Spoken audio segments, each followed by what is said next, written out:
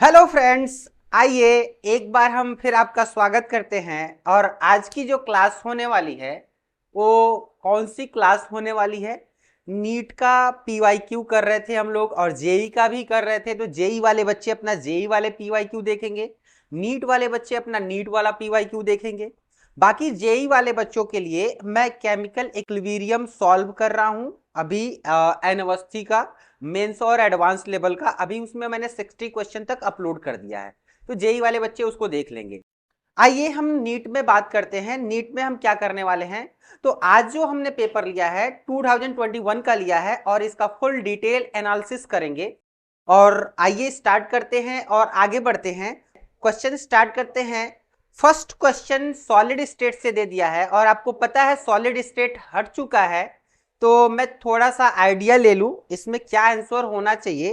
कह रहा है right option for the number of tetrahedral and octahedral void in hexagonal primitive unit cell are. आपको tetrahedral और octahedral void बताना है। तो सबसे पहले आपको पता है टेट्राहेड्रल वॉइड और ऑक्टाहेड्रल वॉइड। टेट्राहेड्रल वॉइड क्या होता है? देखिए मैं लिख रहा हूं THV, टेट्राहेड्रल वॉइड। ये होता है 2n। n क्या होता है? Number of atom. क्या होता है? Number of atom. ठीक है। प्रेजेंट इन यूनिट सेल, चाहे वो हेक्सागोनल हो चाहे आपका कोई भी हो, उसमें n क्या बताता है? Number of atom. तो अब कह रहा है ऑक्टाहेड्रल वॉइड क्या होता है? ऑक्टाहेड्रल वॉइड, ऑक्टाहेड्रल वॉइड क्या होता है? n होता है। तो आपके पास जो यूनिट दिया हुआ है वो किसका सेल यूनिट दिया है? तो हेक्सागोनल दिया है। तो जब हेक्सागोनल की बात करते हैं तो उसमें जो n होता है वो कितना होता है? n कितना होता है? 6 होता है। यानी इसकी वैल्यू आ गई 6। तो इसकी वैल्यू क्या आ जाएगी? 2 इंटू 6 इक्वल टू 12। तो ऑप्शन आपका देखिए, जहां भी इस तरह का केस दिखेगा वही ऑप्शन सही हो जाएगा। तो ऑप्शन नंबर जो फर्स्ट है आपका करेक्ट है। ऑप्शन नंबर फर्स्ट है वो करेक्ट है। आइए अगले क्वेश्चन पे बढ़ते हैं और अगला क्वेश्चन क्या कह रहा है उसको देखते हैं। कह रहा है जिरकोनियम जिसका एटॉमिक नंबर दे दिया है 40 एंड हॉफनियम दे दिया है जिसका एटॉमिक नंबर दे दिया है 72, have similar atomic and ionic radii because of. ध्यान से देखिएगा, ये आपके पास, मैं इसको हटा दूंगा, मैं इसको हटा दूंगा, मैं इसको हटा दूंगा। देखिए मैंने इसको हटा दिया। और अब कह रहा है आपके पास दो एटम दिए हुए हैं। एक तो जिरकोनियम दिया है जो इसका एटॉमिक नंबर कितना है? जो इसका एटॉमिक नंबर है 40। दूसरा हमारा दिया है आपको हॉफनियम दे दिया है, तो ये देखिए इसका एटॉमिक नंबर कितना है? 72। अब कह रहा है दोनों सिमिलर होते हैं। किस में सिमिलर होते हैं? एटॉमिक एंड आयोनिक रेडियाई में। ध्यान से देखिएगा, आयोनिक रेडियाई में और एटॉमिक रेडियाई में दोनों की साइज सिमिलर होती है, दोनों की सिमिलर होती है।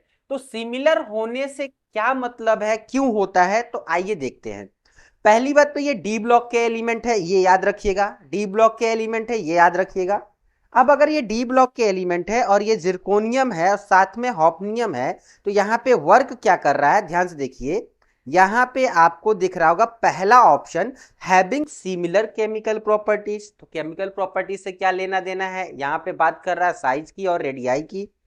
दूसरा क्या कर रहा है? Belonging to same group, same group से कोई मतलब नहीं है। उसके बाद यह डायगोनल रिलेशनशिप, डायगोनल रिलेशनशिप का कोई भी लेना देना नहीं है। आपको ये पता होना चाहिए, आपको ये पता होना चाहिए कि ये जो हमारा यहां पे देखने को मिलेगा, जो हमारा फोर्थ ऑप्शन देखिएगा, फोर्थ ऑप्शन क्या कर रहा है? Lanthanide contraction. कौन सा कॉन्ट्रैक्शन? Lanthanide contraction. तो लेंथेनाइड कॉन्ट्रैक्शन कहां लगता है? आपको पता होगा लेंथेनाइड कॉन्ट्रैक्शन कहां लगता है? डी ब्लॉक में आप जाते हो, शुरू होता है तो वो 71 तक जाता है, आपका लेंथेनाइड ग्रुप होता है। और उसमें हमको लग रहा है 14 एलिमेंट के आसपास आते हैं, 14 एलिमेंट के आसपास आते हैं। तो आपका क्या हो जाएगा? आपका ऑप्शन हो जाएगा फोर्थ, जो लेंथेनाइड कॉन्ट्रैक्शन है। अगला क्वेश्चन लेते हैं, अगला क्वेश्चन लेते हैं और इसको मैं हटाता हूं। अगला क्वेश्चन दे दिया है, कुछ ग्राफ दिया है। कुछ ग्राफ दिया है, कह रहा है choose the correct option for the graphical representation of Boyle's law which show a graph of pressure versus volume of a gas different temperature पे गैस के लिए आपको बॉयल्स लॉ बताना है। जो ग्राफ दिया है उसमें ऑप्शन चूज करना है। क्या ग्राफ बताना है? तो पहला ग्राफ जो दिया हुआ है, मैं छोटा छोटा बनाऊंगा। वो ग्राफ कुछ किसके किसके वर्सेस दे दिया है? एक तो P वर्सेस V दिया है, यानी प्रेशर और वॉल्यूम के केस में दिया है। तो ये आपका कुछ ग्राफ इस तरह मिल गया है। ये मिला है 200 केल्विन पे, ये मिला है आपको 400 केल्विन पे, ये 400 केल्विन पे, ये मिला है 600 केल्विन पे। ठीक है, 600 केल्विन पे। अगला केस दिया हुआ है, अगला केस इसी को बस उल्टा कर दिया है, इसी को उल्टा कर दिया है, ध्यान से देखिएगा, इसी को उल्टा कर दिया है। ये क्या कर दिया है? 200 केल्विन, ये कर दिया है 400 केल्विन दे दिया है, और ये दे दिया है 600 केल्विन। अब ये है P और ये है V। अगला हमारा दे दिया है P वर्सेस V का ग्राफ दे दिया है, तीसरा ये कांस्टेंट दे दिया है, और चौथा हमारा दे दिया है, मैं चौथा इधर बना दे रहा हूं, चौथा ग्राफ दे दिया है कुछ इस तरह का, P वर्सेस V का। तो आपको ये पता होगा ऑप्शन नंबर 4 वर्क नहीं करेगा इस पे, क्योंकि जो P होता है इनवर्सली प्रोपोर्शनल V होता है। तो ग्राफ देखो कैसा आने वाला है, आप अगर इसको लिखते हो तो ये यूनिवर्स में आ जाएगा, इनवर्स में आ जाएगा, और इसका ग्राफ कर्व टाइप का आएगा, तो ये भी नहीं होगा। तो ग्राफ इन्हीं दोनों में से होना चाहिए, तो मैं कह रहा हूं अगर आप चेक करो कि कहीं से एक जगह वॉल्यूम को मार्क कर लो, ये पॉइंट पे। तो चेक करो यहाँ पे P सबसे ज्यादा किसका है? इसका P यहाँ पे इतना है, इसका P यहाँ पे इतना है, और P सबसे ज्यादा यहाँ पे है 600 केल्विन पे। और P क्या होता है? डायरेक्टली प्रोपोर्शनल T होता है। P क्या होता है? डायरेक्टली प्रोपोर्शनल T होता है, यानी टेम्परेचर बढ़ने पे प्रेशर बढ़ेगा। यानी यहां पे देखो सबसे ज्यादा प्रेशर किसका है? इस तीसरे वाले टेम्परेचर पे है, 600 केल्विन पे है। कितने पे है? 600 केल्विन पे है। यानी ऑप्शन नंबर फर्स्ट क्या हो जाएगा आपका? Option number first is correct हो जाएगा। आप देखो यहां पे, अब देखोगे जब लो टेम्परेचर रहेगा, देखो अगर यहां पे करते हो, इसका प्रेशर चेक करते हो, तो इसका लो टेम्परेचर पे प्रेशर हाई होता है क्या? लो टेम्परेचर पे प्रेशर हाई नहीं होता है, प्रेशर भी लो होता है। देखो P हमारा अगर टेम्परेचर बढ़ेगा तो प्रेशर बढ़ेगा, तो टेम्परेचर सबसे ज्यादा कहां पे है? 600 केल्विन पे है, तो प्रेशर भी कहां होगा? 600 केल्विन पे होगा, जो कि 200 400 ये नीचे की तरफ ग्राफ दे दिया है, यानी ये भी गलत हो जाएगा। Option number first is correct. क्या हमारी बात समझ रहे हैं? जिसका टेम्परेचर ज्यादा होगा उसका प्रेशर ज्यादा होगा। तो ठीक है, तो ये चीजें देख लो, इस प्रेशर पे, इस टेम्परेचर पे इतना प्रेशर, यानी इसका प्रेशर ज्यादा है। अगर वॉल्यूम को हम क्या करें? कांस्टेंट लेकर चले, तो इसका मतलब हमारा ऑप्शन नंबर फर्स्ट इज क्या? करेक्ट। आइए अगले क्वेश्चन पे चलते हैं। अगला क्वेश्चन क्या कर रहा है? अगला क्वेश्चन हमारा दिया हुआ है, the right option for the statement Tyndall effect is exhibited by is urea solution. ये तो होमोजीनियस सोल्यूशन बन जाएगा, हटा दीजिए इसको। NaCl सोल्यूशन होमोजीनियस बन जाएगा। आपका ग्लूकोज सोल्यूशन होमोजीनियस बन जाएगा, इसको हटा दीजिए। बचता है starch solution. Starch colloidal like solution बनाता है, ये कोलाइडल लाइक सोल्यूशन बनाता है। तो स्टार्च आपका क्या देगा? टिंडल इफेक्ट देगा। टिंडल इफेक्ट में पता होगा क्या होता है? टिंडल इफेक्ट में जब आप लाइट डालते हो तो लाइट क्या होता है? स्कैटर होता है, पता है ना? लाइट क्या बनाता है? स्कैटर करता है, यहाँ पे टिंडल इफेक्ट शो करता है। ठीक है, तो ये हट जाएगा। हमारा ऑप्शन नंबर क्या हो जाएगा? 4 इज करेक्ट।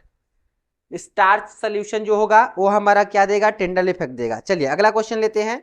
अगला क्वेश्चन कर रहा है, which one among the following is the correct option for right relationship between CP and CB?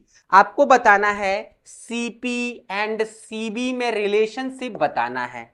CP और CB में रिलेशनशिप बताना है, कितने के लिए? 1 मोल के लिए, वो भी कैसा है? आइडियल गैस है। तो आप जानते हो CP minus CB equal to क्या होता है? R होता है। CP minus CB equal to क्या होता है? R होता है। और आपको पता होगा क्यूबी इक्वल टू क्या पढ़ते हो, क्यूबी इक्वल टू पढ़ते हो सीबी डेल्टा टी पढ़ते हो, कोई दिक्कत नहीं। अगर मैं कहूं ये किसके बराबर है तो ये किसके बराबर होता था, डेल्टा यू, ये इंटरनल एनर्जी है, ये आपका हीट है कांस्टेंट वॉल्यूम पे, ये चीजें देख लेना। और यही जब P लगाते थे तो ये Cp डेल्टा T बन जाता था, याद आ रहा है कि नहीं याद आ रहा है, और ये क्या बन जाता था, डेल्टा H बन जा रहा था।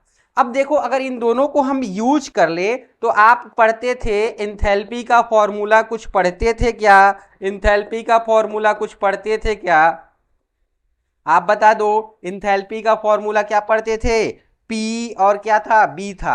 आप क्या करो, आप क्या करो, यहाँ पे इनकी जगह पे, फॉर्मूले की जगह पे डेल्टा एच की वैल्यू रखो, डेल्टा एच की वैल्यू रखो, क्या हो जाएगा यहाँ पे देखो, यहाँ पे पी बी इक्वल टू क्या हो जाएगा, एनआरटी, एनआरटी होगा कि नहीं होगा, एनआरटी रखो, इसकी जगह पे डेल्टा यू की जगह पे इसकी वैल्यू रखो सी बी डेल्टा टी, यहां पे रखो एनआरटी, एन हटा दो क्योंकि एक मोल है, तो ये क्या हो जाएगा, आर कांस्टेंट है, डेल्टा टी हो जाएगा। डेल्टा एच की वैल्यू क्या है, डेल्टा एच की वैल्यू देखो सीपी है, तो सीपी डेल्टा टी रख दो।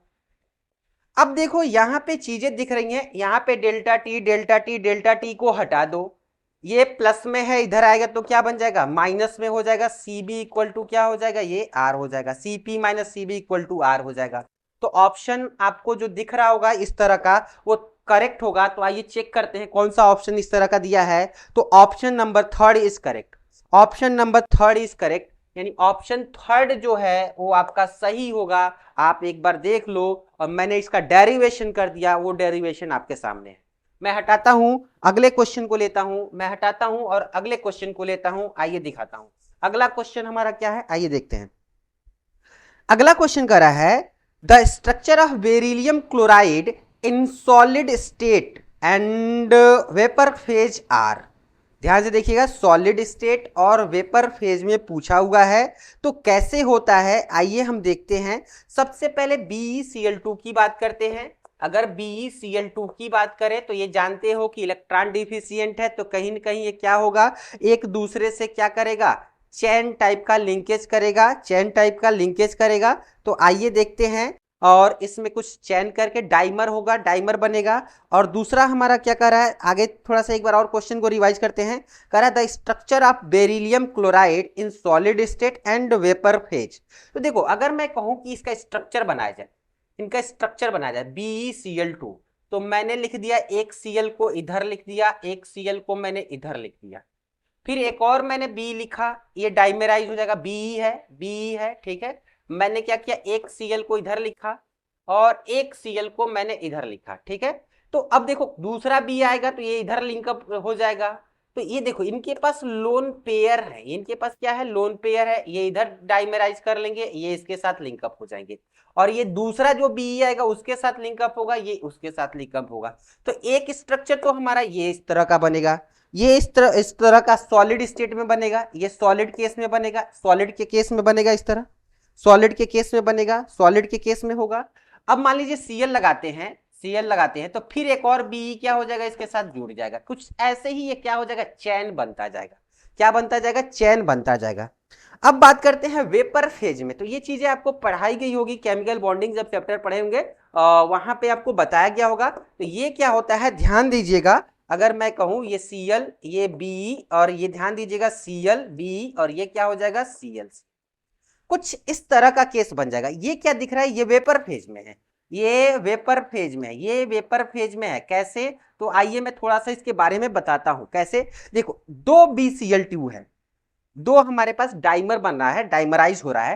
तो देखो एक तो इसका हो गया और ये एक इसका हो गया, ये चैन बनाया सॉलिड फेज में, सॉलिड फेज में चैन बना रहा है, एक दूसरे से लिंकअप हो रहा है, और इसमें डाइमेराइज हो रहा है। तो देखो क्या हो रहा है, यहाँ पे जो इसके पास लोन पेयर है ना, वो इसके साथ क्या करते हैं, बॉन्ड बनाते हैं, इसका लोन पेयर क्या करते हैं, इसके साथ बॉन्ड बनाते हैं। आपसे ये पूछा जाए तो आप, कई लोग कहेंगे 3 सेंटर 2 इलेक्ट्रॉन, एक्चुअली में यहाँ पे 3 सेंटर 4 इलेक्ट्रॉन का केस है। देखो 1 2 3 सेंटर, टोटल इलेक्ट्रॉन कितने इन्वॉल्व है, 2 इसमें है, और ये अपना 2 पेयर शेयर कर रहा है, इन टोटल ये बनेगा क्या, 3 सेंटर 4 इलेक्ट्रॉन। ये चीजें याद रखना, हो सकता है कि इस बार एग्जाम में पूछ दे ये केस किसका है, 3 सेंटर 4 इलेक्ट्रॉन का है।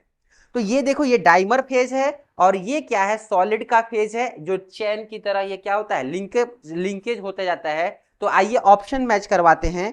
पहला कह रहा है चैन इन बोथ, ना ना ना, चैन एंड डाइमर, ये चैन बना रहा है और ये क्या बना रहा है, डाइमर बना रहा है। चैन वाला केस सॉलिड का है और डाइमर वाला केस किसका है, वेपर फेज का है। चलिए अगला क्वेश्चन लेते हैं। ऑप्शन नंबर हमारा क्या हो जाएगा, option number second is correct, option number second is correct. मैं इसको हटाऊंगा, आप देख लो, इसको हटाऊंगा, मैं हटाता हूं। देखो सॉलिड वाला क्या बनाता है, चैन, ये इसके बाद इस तरह लिंकेज होता जाएगा, ये सिर्फ डाइमर फॉर्म में होगा। आइए अगला क्वेश्चन लेते हैं। अगला क्वेश्चन हमारा क्या कह रहा है, अगला क्वेश्चन कह रहा है अगला क्वेश्चन है हमारा ट्राइटियम क्या है, ट्राइटियम समझ रहे हो ना, हाइड्रोजन का आइसोटोप है, कौन सा, टी वाला केस। आप पढ़ते थे प्रोटियम, ड्यूटेरियम, ट्राइटियम, और वो कैसा होता है, रेडियो एक्टिव होता है। क्या होता है, रेडियो एक्टिव होता है। तो आगे क्वेश्चन सुनते हैं, क्वेश्चन को पढ़ते हैं। ट्राइटियम और radio active isotope of hydrogen emit which of the following particles. देखो वो कौन सा पार्टिकल इमिट करता है, बीटा पार्टिकल इमिट करता है। ये चीजें याद रख लेना, जहां पे ऑप्शन दिया होगा आप इसे लगा लेना, option number second is correct. देख लेना, ये बताने वाला कुछ नहीं है।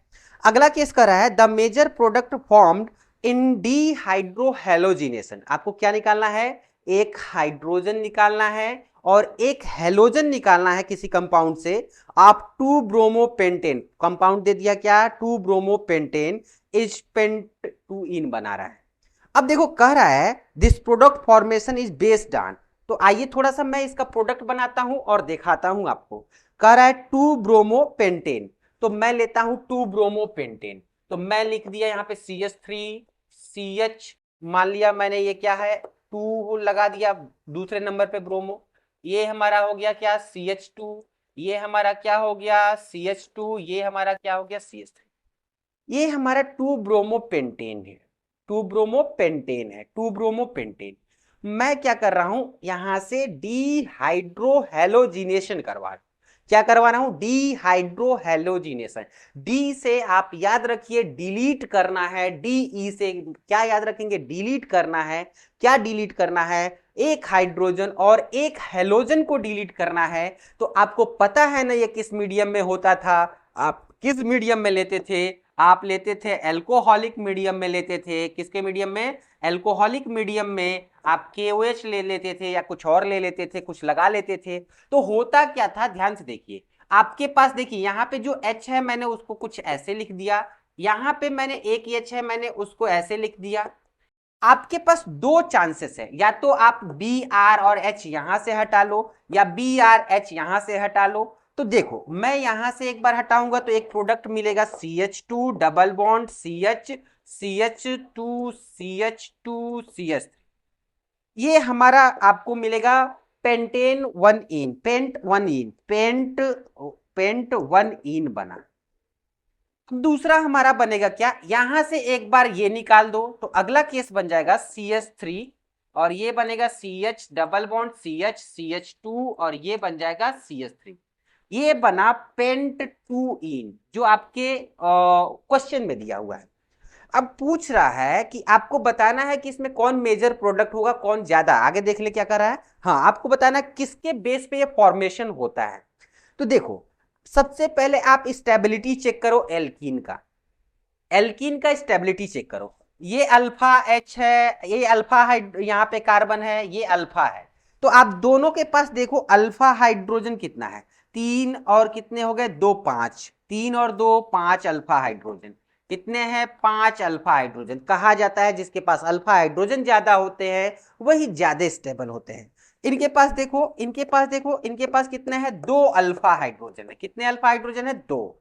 तो ये जो बताता है वो सेटजेफ बनाता है, सेटजेफ वाला रूल बताता है। तो ये हमारा क्या बताता है, सेटजेफ प्रोडक्ट को बताता है। और जो लेस स्टेबल होते हैं वो कौन सा होता है, हॉफमैन प्रोडक्ट होता है, हॉफमैन बनाता है। तो आप ऑप्शन में देखो आपको ये वाला पूछा है, तो सेटजेफ वाले केस में ये वाला एल्कीन जो होता है ज्यादा स्टेबल होता है, जिसके पास अल्फा हाइड्रोजन ज्यादा होते हैं। तो ऑप्शन चेक करते हैं, देखो ये हाफमैन है, इसमें जब ये प्रोडक्ट बनाना होता है तो यहाँ पे एक बड़ा सा हमें क्या रखना होता है, बेस रखना होता है, बल्कियर बेस लेना होता है, जिससे ये प्रोडक्ट निकल कर आता है। इसे भी मेजर में बना सकते हैं, ऐसी बात नहीं है कि इसको मेजर में नहीं बना सकते, ये चीजें बदलनी होगी, ये बड़ा लेना होगा, ये बल्कियर लेना होगा, तब ये वाला प्रोडक्ट आएगा। यहां पे पूछा है केवल पेंट 2 इन बनाना है, तो ये किस किस मेथड से बनता है, तो सेटजेप के मेथड से बनता है। तो आप सेटजेप रूल लगा लेना अगर दिया होगा तो। दिया है, option number 2 is correct. Hofmann rule दिया है, हॉफमैन में ये बड़ा प्रोडक्ट रहता है और पेंट 1 इन बनेगा, लेकिन यहाँ पे क्या बना गया, पेंट 2 इन बना गया, ये चीजें ध्यान रखिएगा। अगला क्वेश्चन लेते हैं, अगला क्वेश्चन लेते हैं, आपका एग्जाम करें, इसका सोल्यूशन हो गया, आप देख लो। अगला क्वेश्चन हमारा क्या है, करा है 59, BF3 is planar and electron deficient compound. Hybridization and number of electron around the central atom respectively. अब देखो BF3 की बात करें तो BF3 की अगर जब हम बात करते हैं और उसका हाइब्रिडाइजेशन की बात करें तो आप हाइब्रिडाइजेशन और उसका वो सीखे होंगे, इलेक्ट्रॉन डिफिशियंट वाला केस सीखे होंगे। तो देखो BF3 की मैं बात करूं तो अगर मैं कहूं बोरॉन, बोरॉन का अगर मैं बात करूं तो 5 होता है, तो क्या लिखा जाएगा 1s2 2s2 और ये होता है 2p1।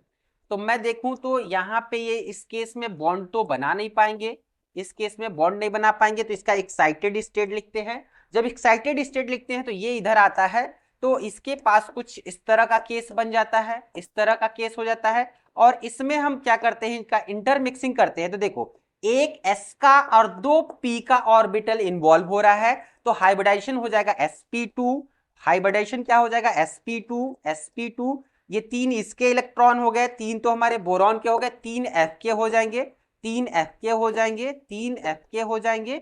तो यहां से हमारा देखिए क्या बन गया, 6 इलेक्ट्रॉन और sp2 हाइब्रिडाइजेशन, और 6 इलेक्ट्रॉन जिसके पास होते हैं वो ऑक्टेट कंप्लीट नहीं होता है। इसका मतलब क्या है, इसका मतलब ये इलेक्ट्रॉन डिफिशियंट कैरेक्टर रखता है ये, और ये क्या होगा sp2 हाइब्रिडाइजेशन और 6 इलेक्ट्रॉन। आइए देखते हैं, ऑप्शन मैच करवाते हैं। तो sp2 और 6 जहां भी दिख रहा होगा option number 4 is correct, option number 4 is correct, very good. अगला केस लेते हैं। अगला क्वेश्चन दे दिया है, the what is IUPAC name of the organic compound formed in the following chemical reaction. Acetone दे दिया है, बाकी उस पर ग्रिग्नार्ड रिएजेंट लगा दिया है, ड्राई ईथर लगा दिया है, H2O और H+ दे दिया है, और जो प्रोडक्ट बनेगा वो प्रोडक्ट आपको बताना है। तो मैं लेता हूं यहां पे एसीटोन, यहां पे मैं लेता हूं एसीटोन और स्टेप वाइज रिएक्शन करवा रहा हूं और डिटेल्ड सॉल्यूशन ले रहे हैं हम लोग, तो आप बना लीजिएगा। एसीटोन क्या होता है, तो आपको पता है प्रोपेनॉन को एसीटोन बोलते हैं, वेरी गुड। आपको लेना क्या है, पहला केस लेना है ग्रिग्नार्ड रिएजेंट, क्या लिया है, मिथाइल लिया है कि इथाइल लिया है, इथाइल लिया है। तो पहला केस हुआ है C2H5 और MgBr ले लिया है, ठीक है। और ये कहां पे है, अभी पहला हमने सेगमेंट लिया है ड्राई ईथर में है, किसमें है, ड्राई ईथर में है। देखो इस पे आता है, इस वाले कार्बन पे पार्शियली नेगेटिव और इस पे आएगा पार्शियली पॉजिटिव। देखो ये ऑर्गेनोमेटेलिक कंपाउंड है। ऑर्गेनोमेटेलिक कंपाउंड क्या होता है, जिसमें ऑर्गेनिक कंपाउंड के साथ मेटल इंटरेक्ट होते हैं और इन दोनों के बीच में पार्शियल इंटरेक्शन होता है। पार्शियल का मतलब ना प्योर इसके ऊपर प्योर ना कैटायन होता है, ना इसके ऊपर प्योर एनायन होता है, वेरी गुड। अब देखो इनके बीच में पोलैरिटी दिखेगी, अब क्या दिखेगी, इनके बीच में पोलैरिटी दिखेगी, क्यों, क्योंकि ये मोर इलेक्ट्रोनेगेटिव और ये लेस इलेक्ट्रोनेगेटिव। तो कहीं ना कहीं ये क्या करेगा, इस पे क्या करेगा, इलेक्ट्रॉन को अपनी ओर लेगा। तो यहां पे केस क्या आएगा, यहां पे देखिएगा क्या आएगा, क्या यहां पे केस आएगा नेगेटिव का, और ये नेगेटिव किसके पास जाएगा, इस पॉजिटिव के पास, और ये नेगेटिव किसके पास आएगा, इस पॉजिटिव के पास। यहां पे जो पॉजिटिव आ रहा है, यहां पे जो पॉजिटिव आ रहा है उसके पास। तो प्रोडक्ट क्या बनेगा, मैं नीचे लिख रहा हूं, MgBr सेगमेंट इसके साथ जाएगा, C2H5 इसके साथ आएगा, तो मैं लिख रहा हूं यहां पे CH3 CO पे माइनस, और ये बन गया MgBr। अब देखो इसके ऊपर मैंने क्या लगाया है, प्योर एनायन लगाया है, प्योर कैटायन, क्योंकि यहाँ पे कंप्लीट आयोनिक बॉन्ड है, यहाँ पे कंप्लीट आयोनिक बॉन्ड नहीं था, वेरी गुड। अब इसके साथ क्या जुड़ रहा है, देखो C2H5 जुड़ रहा है, तो C2H5 को मैं ऐसे लिख रहा हूं CH2CH3, मैं लिख सकता हूं कि नहीं, लिख सकता हूं, वेरी गुड। अब अगला जो हमारा केस है ये CH3, मैंने लिख दिया। अब कह रहा है कि इसके बाद आपने H2O डाला है, आपने इसमें क्या डाला है, H2O डाला है, साथ में आपने एसिड डाला है, यानी H प्लस मिलेगा। तो यहां से जो H प्लस मिलेगा वो कहां जाएगा, इस माइनस के पास। इसका जो OH होगा वो किसके पास जाएगा, MgBr के साथ। तो केस क्या बनने वाला है, देखो यहां पे केस में क्या बना रहा हूं, CH3 मैंने लिख दिया C, और यहां पे O के साथ H प्लस आ जाएगा तो बन जाएगा OH, और ये जो हमारा है ये बन जाएगा CH2 और बन जाएगा CH3, और ये बन जाएगा CH3। आपको इसी प्रोडक्ट के बारे में लिखना है। अगर इसके बारे में पूछना है क्या निकल रहा है तो देखो MgBr निकल रहा है, और इसके साथ OH लेगा तो वो OH निकल जाएगा। इसी प्रोडक्ट का आपको नाम बताना है। तो प्रोडक्ट कैसे बताएंगे, देखो लॉन्ग चेन लीजिए, 1 2 3 4। देखिए दूसरे नंबर पे OH ग्रुप है यानी अल्कोहलिक ग्रुप है। टोटल कितने कार्बन है, देखिए 4 कार्बन है। तो देखिए दूसरे नंबर पे मिथाइल है तो लिखा जाएगा 2 मिथाइल, ध्यान से देखिएगा 2 मिथाइल। कितने कार्बन है, ब्यूटेन 4 कार्बन है, 4 कार्बन है, यहां से ई हटा देंगे। कितने नंबर पे ऑल है, दूसरे नंबर पे ऑल है, तो आपका आंसर हो जाएगा 2 मिथाइल ब्यूटेन 2 ऑल। तो आप ऑप्शन मैच करवाइए। इस तरह का ऑप्शन दिया है क्या, इस तरह का ऑप्शन दिया है क्या, देखिए 2 मिथाइल ब्यूटेन 2 ऑल, आपका answer number first is correct, answer number first is correct. मैंने उसका सॉल्व कर दिया है रिएक्शन मैकेनिज्म के साथ पूरा, आप इसे कर लो, फिर मैं आगे बढ़ता हूं। चलिए अगला क्वेश्चन लेते हैं, इसको मैं हटाता हूं। अगला क्वेश्चन, अब हम अगला क्वेश्चन देखें तो अगला क्वेश्चन हमारा क्या कर रहा है, the RBC deficiency is deficiency डाई क्या दिया है, डिजीज ऑफ। अब ये देखो, ये तो आपको थोड़ा सा रीड करना पड़ेगा, पढ़ना पड़ेगा। जो RBC deficiency is deficiency disease of क्या होता है, वो विटामिन B12 होता है, आप याद रखना विटामिन B12 होता है, आप इसे याद रखना। चलिए अगला क्वेश्चन लेते हैं। अगला क्वेश्चन हमारा क्या कर रहा है, अगला क्वेश्चन दे दिया है the molar conductance of NaCl, HCl and CH3COONA at infinite dilution are 1 to 6.45 and 426.16 and 9.1 करें 91.0 दे दिया है साइमन सेमी square per mole respectively. The molar conductance of CH3COOH at infinite dilution आपको चूज करना है। तो मैं क्या करता हूं, सारी वैल्यू लिख रहा हूं, पहले मैं सारी वैल्यू लिख रहा हूं, उसके बाद मैं आगे चलता हूं। पहले आपको बताना वैल्यू किसकी है, CH3COOH की वैल्यू आपको बतानी है। Very good. दिया क्या है, NaCl, तो NaCl की जो वैल्यू दिया है मैं लिख रहा हूं, NaCl का जो वैल्यू दिया है वो कितना है, 126.45। Very good. अब मैंने इस NaCl को मैंने लिख दिया Na प्लस इनफाइनाइट डाइल्यूशन पे, और Cl माइनस किस में लिख दिया, Cl माइनस में। आप चाहे तो मोलर के साथ लगा सकते हो, कोई दिक्कत नहीं है, जैसे लेमडा m लगा लो, यहाँ पे ऐसे लगा लो, लेमडा नॉट लगा लो, यहाँ पे MCl का लगा लो, कोई दिक्कत नहीं है।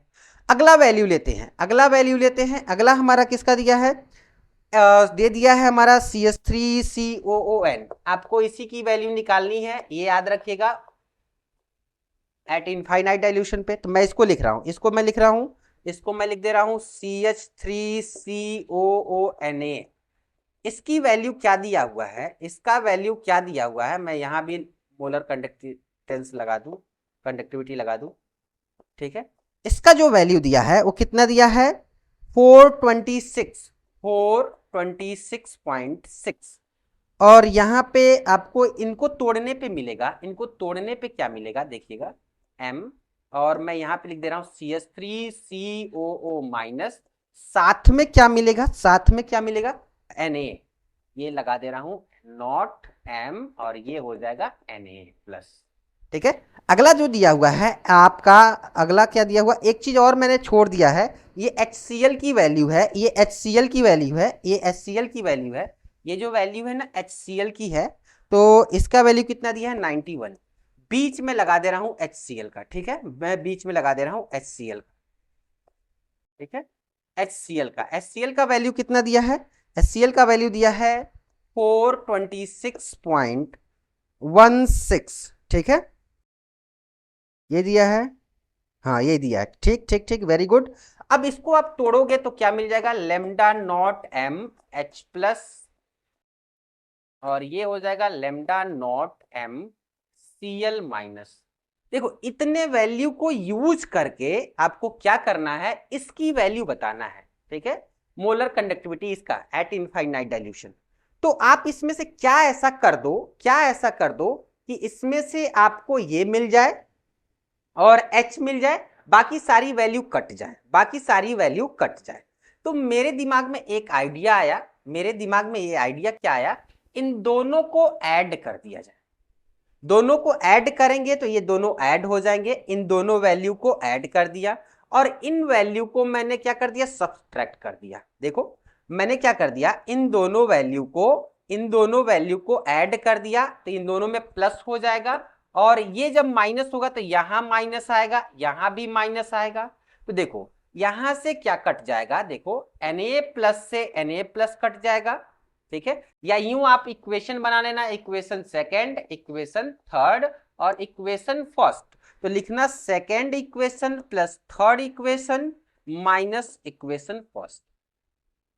अब देखो इन दोनों को आपने जोड़ा है और इन दोनों को घटाया है, तो ये देखो ये Cl से ये Cl क्या हो जाएगा, कैंसल आउट हो जाएगा। तो आपको मिलेगा क्या, देखो आपको मिलेगा क्या, इन दोनों को जोड़ देना है और इसको घटा देना है। तो देखो क्या मिल रहा है, देखो क्या मिल रहा है, CH3COO और H प्लस मिल रहा है। तो मैं लिख दे रहा हूं यहाँ पे, मैं लिख दे रहा हूं यहाँ पे, देखो यहाँ पे मैं लिख दे रहा हूं ये MCH3COOH। इसको तोड़ोगे तो क्या मिलेगा, lambda naught M CH3COO minus और प्लस मिलेगा लेमडा नॉट एम, और ये मिलेगा आपको H प्लस। अब देखो इन दोनों को सॉल्व करने पे क्या मिलेगा आपको, इसकी वैल्यू मिल जाएगी। तो रखते हैं इसकी वैल्यू, देखो इन दोनों को ऐड करना है, 426.16 प्लस 91, और इनको कर देना है माइनस 126.45। आप जैसे इसको सॉल्व करोगे आंसर आ जाएगा, आपको आंसर मिल जाएगा, कितना मिल जाएगा, देखिए इसको मैं सॉल्व कर देता हूं। इसको देखिए ये क्या हो जाएगा, 6 7 हो जाएगा, 9 2 क्या हो जाएगा 11 1, और 4 ये क्या हो जाएगा 5, और ये हो जाएगा हमारा इतना 126.4। अब इसको आपको क्या करना है, सब्ट्रैक्ट कर देना है। तो सब्ट्रैक्ट करके देखिए कितना आएगा, आप सब्ट्रैक्ट कर लीजिए, 517.16 और ये हो जाएगा 45 और ये हो जाएगा 126। अब देखो यहाँ पे क्या आ जाएगा, यहाँ पे क्या आ जाएगा, यहाँ पे आ जाएगा 1, यहाँ 11 में से 4 जाए तो 7, यहाँ पे 0, यहाँ पे क्या आ जाएगा 10 8 आ जाएगा, और यहाँ पे हमारा क्या आ जाएगा, तो ये आ जाएगा हमारे पास 3 आ जाएगा, क्या 3 आ जाएगा। देखो ये इतना आपको वैल्यू मिल जाएगा। तो आइए आपको चेक करते हैं और देखते हैं कितना आया है, ये कितना रहा है। अच्छा यहाँ पे हमारा एक मिस हुआ है, ये 9 आएगा आपका, ये 9 आएगा, 11 में से 2 जाएगा ना तो 9 आएगा। तो आप देखो इस तरह का आंसर आ रहा है क्या, कुछ इस तरह का आंसर आ रहा है क्या, 390.71 जो दिया है ना, तो आपका ऑप्शन जो हो जाएगा, ऑप्शन नंबर आपका क्या हो जाएगा, 3 is correct, option number 3 is correct, option number 3 is correct. ये आपका आंसर हो जाएगा, आपका आंसर हो जाएगा साइमन सेमी स्क्वायर पर मोल हो जाएगा, आप लगा लेना। ये आपका ऑप्शन नंबर 3 आपका करेक्ट हो जाएगा, 3 ही है ना, हाँ 3 ही है। तो आप इसको देख लो, ये आपका सोल्यूशन है, ये आपका कोलराउस लॉ से एप्लीकेशन से है, आप लगा लो इसे। ठीक है, अगला क्वेश्चन लेते हैं। अगला क्वेश्चन क्या कर रहा है, द इनकरेक्ट स्टेटमेंट, मैं इसको हटाता हूं, मैं इसको हटाता हूं।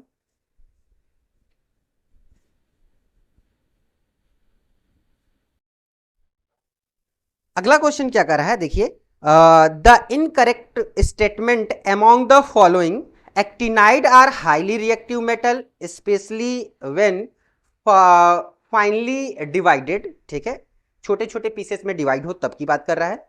अगला कर रहा है actinide contraction is greater for element to element than lanthanide contraction.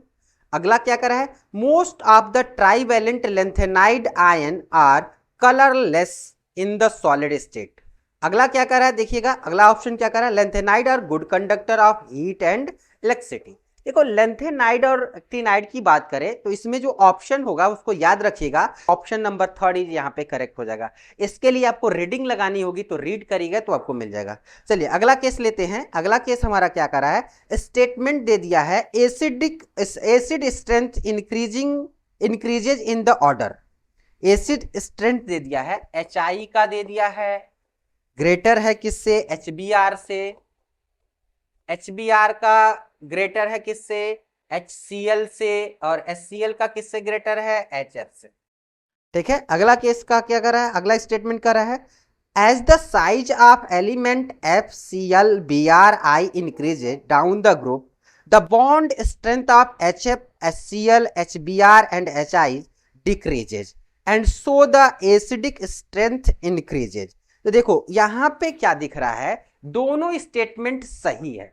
अब कैसे एसिड को डिफाइन करते हो, जो जितना जल्दी H+ को दे, जो जितना जल्दी H+ को दे, इनके बीच में जो बॉन्डिंग है सबसे ज्यादा वीक बॉन्ड है।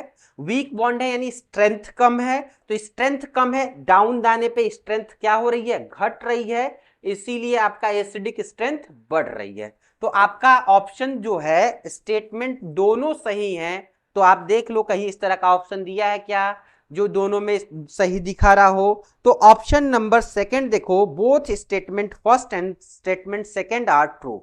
चलिए आगे चलते हैं, अगला क्वेश्चन लेते हैं। अगला क्वेश्चन हमारा दे दिया है, अगला क्वेश्चन दे दिया है, the correct structure of 2,6 dimethyl dec 4-इन। ठीक है, आपको बताना है डेक 4-इन, और आपको ये स्ट्रक्चर आपको दिख रहा होगा, ऑप्शन नंबर 4 हो जाना चाहिए। आपको 2 और 6 पोजीशन पे डाइमिथाइल लगाना है और डेक इन बनाना है। तो आप ऐसे भी कर सकते हो, 10 कार्बन वाला ले लो, आपको 10 कार्बन वाला केस लेना है तो आप जैसे मन करे वैसे लगा लो। ठीक है, मैं ऐसे लगा लेता हूं, 1 2 3 4 5 6 7 8, अब काउंट करते हैं, 1 2 3 4 5 6 7 8 9, और आप जैसे मन करे वैसे लगा लो, कोई दिक्कत नहीं है। या तो आप इसको नीचे की तरफ बढ़ा लो, ऐसे बढ़ा लो, ऐसे बढ़ा लो, ऐसे बढ़ा लो, कोई दिक्कत नहीं है। ठीक है, अब आपको चौथे नंबर पे, कितने नंबर पे, चौथे नंबर पे ना, चौथे नंबर पे इन लगाना है, 1 2 3 4, 1 2 3 4, चौथे नंबर पे डबल बॉन्ड लगा दिए, और किस पे, 2,6 पे डाइमिथाइल। तो 1 2 2 पे एक मिथाइल, और ये हो गया 1 2 3 4 5 6। इस तरह का स्ट्रक्चर कहीं दिख रहा हो, इस तरह का स्ट्रक्चर, हाँ ये स्ट्रक्चर उल्टा भी हो सकता है, नीचे से भी काउंट हो सकता है। कहीं मान लो कि इधर से हमने दे दिया और करके, बहुत सारे बच्चों के मन में ये सवाल आ सकता है कि ये तो गलत सर बना दिए। तो ये चीजें आप ध्यान देंगे, ये चीजें ध्यान देंगे। मैं थोड़ा सा और इधर से ले लेता हूं, 1 2 3 4 5 6 7 8 9 10। अब देखो, आप चाहो तो नीचे से चल दो ना, 1 2, तो यहाँ पे एक आ जाएगा, 3 4, तो यहाँ पे डबल बॉन्ड आ जाएगा, 5 6 यहाँ पे आ जाएगा। तो जहां भी दिखे, जिस तरह का आपको दिख जाए, या तो ये वाला दिख जाए, या तो ये वाला दिख जाए, या तो ये वाला दिख जाए। ठीक है, ये वाला दिख जाए तो ये वाला हमको दिख रहा होगा, नहीं तो ये वाला दिख रहा होगा। 1 2 3 4 5 6, 6 यहाँ पे आएगा ना, तो यहाँ लग जाएगा, 1 2 3 4 5 6। आप मैच कर लो। इस तरह का ऑप्शन दिया है क्या, ऑप्शन नंबर 2 यही वाला मैच कर रहा है, ऑप्शन नंबर 2 यही वाला मैच कर रहा है। ठीक है, चलिए अगला क्वेश्चन लेते हैं, अगला क्वेश्चन लेते हैं। ऑप्शन नंबर 2 हो जाएगा इसका, ऑप्शन नंबर 2 हो जाएगा, आप लगा लेना, ऑप्शन नंबर 2, ऑप्शन नंबर 2 हो जाएगा। मैं इसको हटाऊंगा, मैं इसको हटाऊंगा, अगला लेता हूं। अगर मैं कहूं कि अगले क्वेश्चन की बात किया जाए तो अगला कह रहा है the correct sequence of bond enthalpy CX का बॉन्ड एंथैल्पी बताना है, किसका ज्यादा होगा। तो आप जानते हो साइज के बेस पे देख लो, जिसका स्ट्रेंथ ज्यादा होगा बॉन्ड एंथैल्पी ज्यादा होगा। तो देखो आपको लेना है क्या है, CH3 के रिस्पेक्ट में दिया है, तो आप जान लो सबसे छोटा है, इनके बीच में स्ट्रॉन्ग बॉन्डिंग होगा। इससे बड़ा कौन होगा, Cl होगा। तो सबसे स्ट्रॉन्ग कौन होगा, ये होगा। इसको तोड़ने में ज्यादा इंथैल्पी लगेगा। फिर कौन आ जाएगा, ये वाला ऑप्शन मैच करवा लेना, जहां भी दिया होगा यही सही होगा। देखो इस तरह का ऑप्शन दिया है का, option number 3 is correct, option number 3 is correct, very good. आगे चलते हैं, अगला क्वेश्चन करा है, a particular station of all India radio new Delhi broadcast on frequency of 1368 kilo hertz. ये क्वेश्चन एनसीईआरटी से लिया गया है, ध्यान देना, एनसीईआरटी से लिया गया है। The wavelength of electromagnetic radiation emitted by transmitter is, speed of light दे दिया है c equal to 3 into 10⁸ metre per second. आपको कुछ नहीं करना है, आपको कुछ नहीं करना है, ये याद आ रहा है S C upon lambda equal to, ये पढ़े थे एस सी अपान लेमडा वाला case, S C upon lambda वाला केस कुछ पढ़े थे, क्या पढ़े थे देख लो, फ्रीक्वेंसी वगैरह कुछ पढ़े थे, न्यू इक्वल टू क्या पढ़े थे, कुछ वैल्यू पढ़े थे, आप उसमें रख दो, आपको आंसर मिल जाएगा। लेमडा की वैल्यू निकालना है, लेमडा की वैल्यू निकालना है, एच न्यू, एच से एच को काट दोगे तो nu equal to C upon lambda आपको मिल जाएगा। रख दो वैल्यू, रख दो वैल्यू, कोई दिक्कत नहीं है, कोई दिक्कत नहीं है, आप रख दो, कोई दिक्कत नहीं है, रख लोगे, रख लोगे। क्या क्या दे दिया है देखो तो, फ्रीक्वेंसी दे दिया है, फ्रीक्वेंसी दे दिया है, और आपको बताना है, आपको वेवलेंथ बताना है। तो वेवलेंथ बताने के लिए आपको फ्रीक्वेंसी दिया है, तो वेवलेंथ को इधर कर लो ना, इधर कर लो, फ्रीक्वेंसी को इधर कर लो, फ्रीक्वेंसी को इधर कर लो। फ्रीक्वेंसी कितना दिया है, यहाँ पे मैं लगा ही देता हूँ, देखो इसकी वैल्यू दिया है 1368 दिया है, ये किलो हर्ट्ज में है, किलो हर्ट्ज में है। तो मैं इसमें क्या कर दे रहा हूं, सी का वैल्यू दे दिया 3 इंटू 10⁸ मीटर पर सेकेंड। ये पर सेकेंड भी इसका यूनिट होता है, आप ध्यान दे लेना, ये मीटर पर सेकेंड है, ठीक है। अब मैं क्या कर रहा हूं, मैं क्या कर रहा हूं, ध्यान से देखना, मैं इसमें क्या कर दे रहा हूं, इसकी वैल्यू लिख दे रहा हूं 3 इंटू 10⁸ मीटर पर सेकेंड। मैं इसमें क्या कर रहा हूं, 1368 इंटू 10,000 कर दे रहा हूं, 10⁻3। अब मैं ऐसा क्यों कर रहा हूं, इस किलो हर्ट्ज, किलो को हटाने के लिए हर्ट्ज को हम पर सेकेंड बोल सकते हैं, कोई दिक्कत नहीं है। तो ये क्या हो गया पर सेकेंड में, ये क्या हो गया पर सेकेंड, पर सेकेंड से पर सेकेंड कट गया। आप सॉल्व कर लो, आप सॉल्व कर लो, तो ये बन जाएगा 3 और ये 3 चला जाएगा, तो ये 10⁵ और डिवाइड बाई कर लेंगे 1368, यानी 1368 से डिवाइड कर लो। मैं इसको डिवाइड कर लेता हूं, ये आ जाएगा डिवाइड करने पे ए इतना हो जाएगा 219.3, 219.3, 219.3 मीटर। देखो इस तरह का ऑप्शन दिया है क्या, इस तरह का ऑप्शन दिया है क्या, देख लो देख लो देख लो, इस तरह का ऑप्शन दिया है क्या। ये वैल्यू ई इक्वल टू नहीं पढ़ते थे एनर्जी वाला केस, ये जो आप पढ़ते थे ना E equal to H nu वाला केस, आप रख सकते हो वहां से, चलो ठीक है। तो मैं चलता हूं आगे, आगे चलता हूं, अगला क्वेश्चन लेता हूं। इस तरह का आपका ऑप्शन जो होगा आप पढ़ लगा लेना, आपका answer number second correct, second is correct. चलिए अगला क्वेश्चन लेते हैं, इसको मैं हटाता हूं।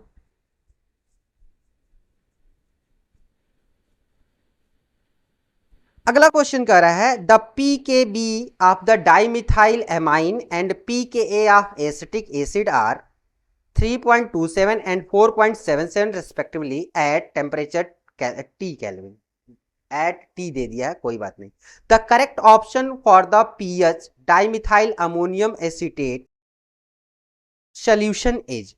तो आप इसके लिए आप पढ़े थे फॉर्मूला, कुछ पढ़े थे, pH वाला कुछ केस पढ़े थे क्या, pH वाला कुछ केस पढ़े थे, pH इक्वल टू क्या 7 प्लस हाफ, और ये पढ़े थे pKa माइनस क्या था pKb, यही था ना, याद आ रहा है।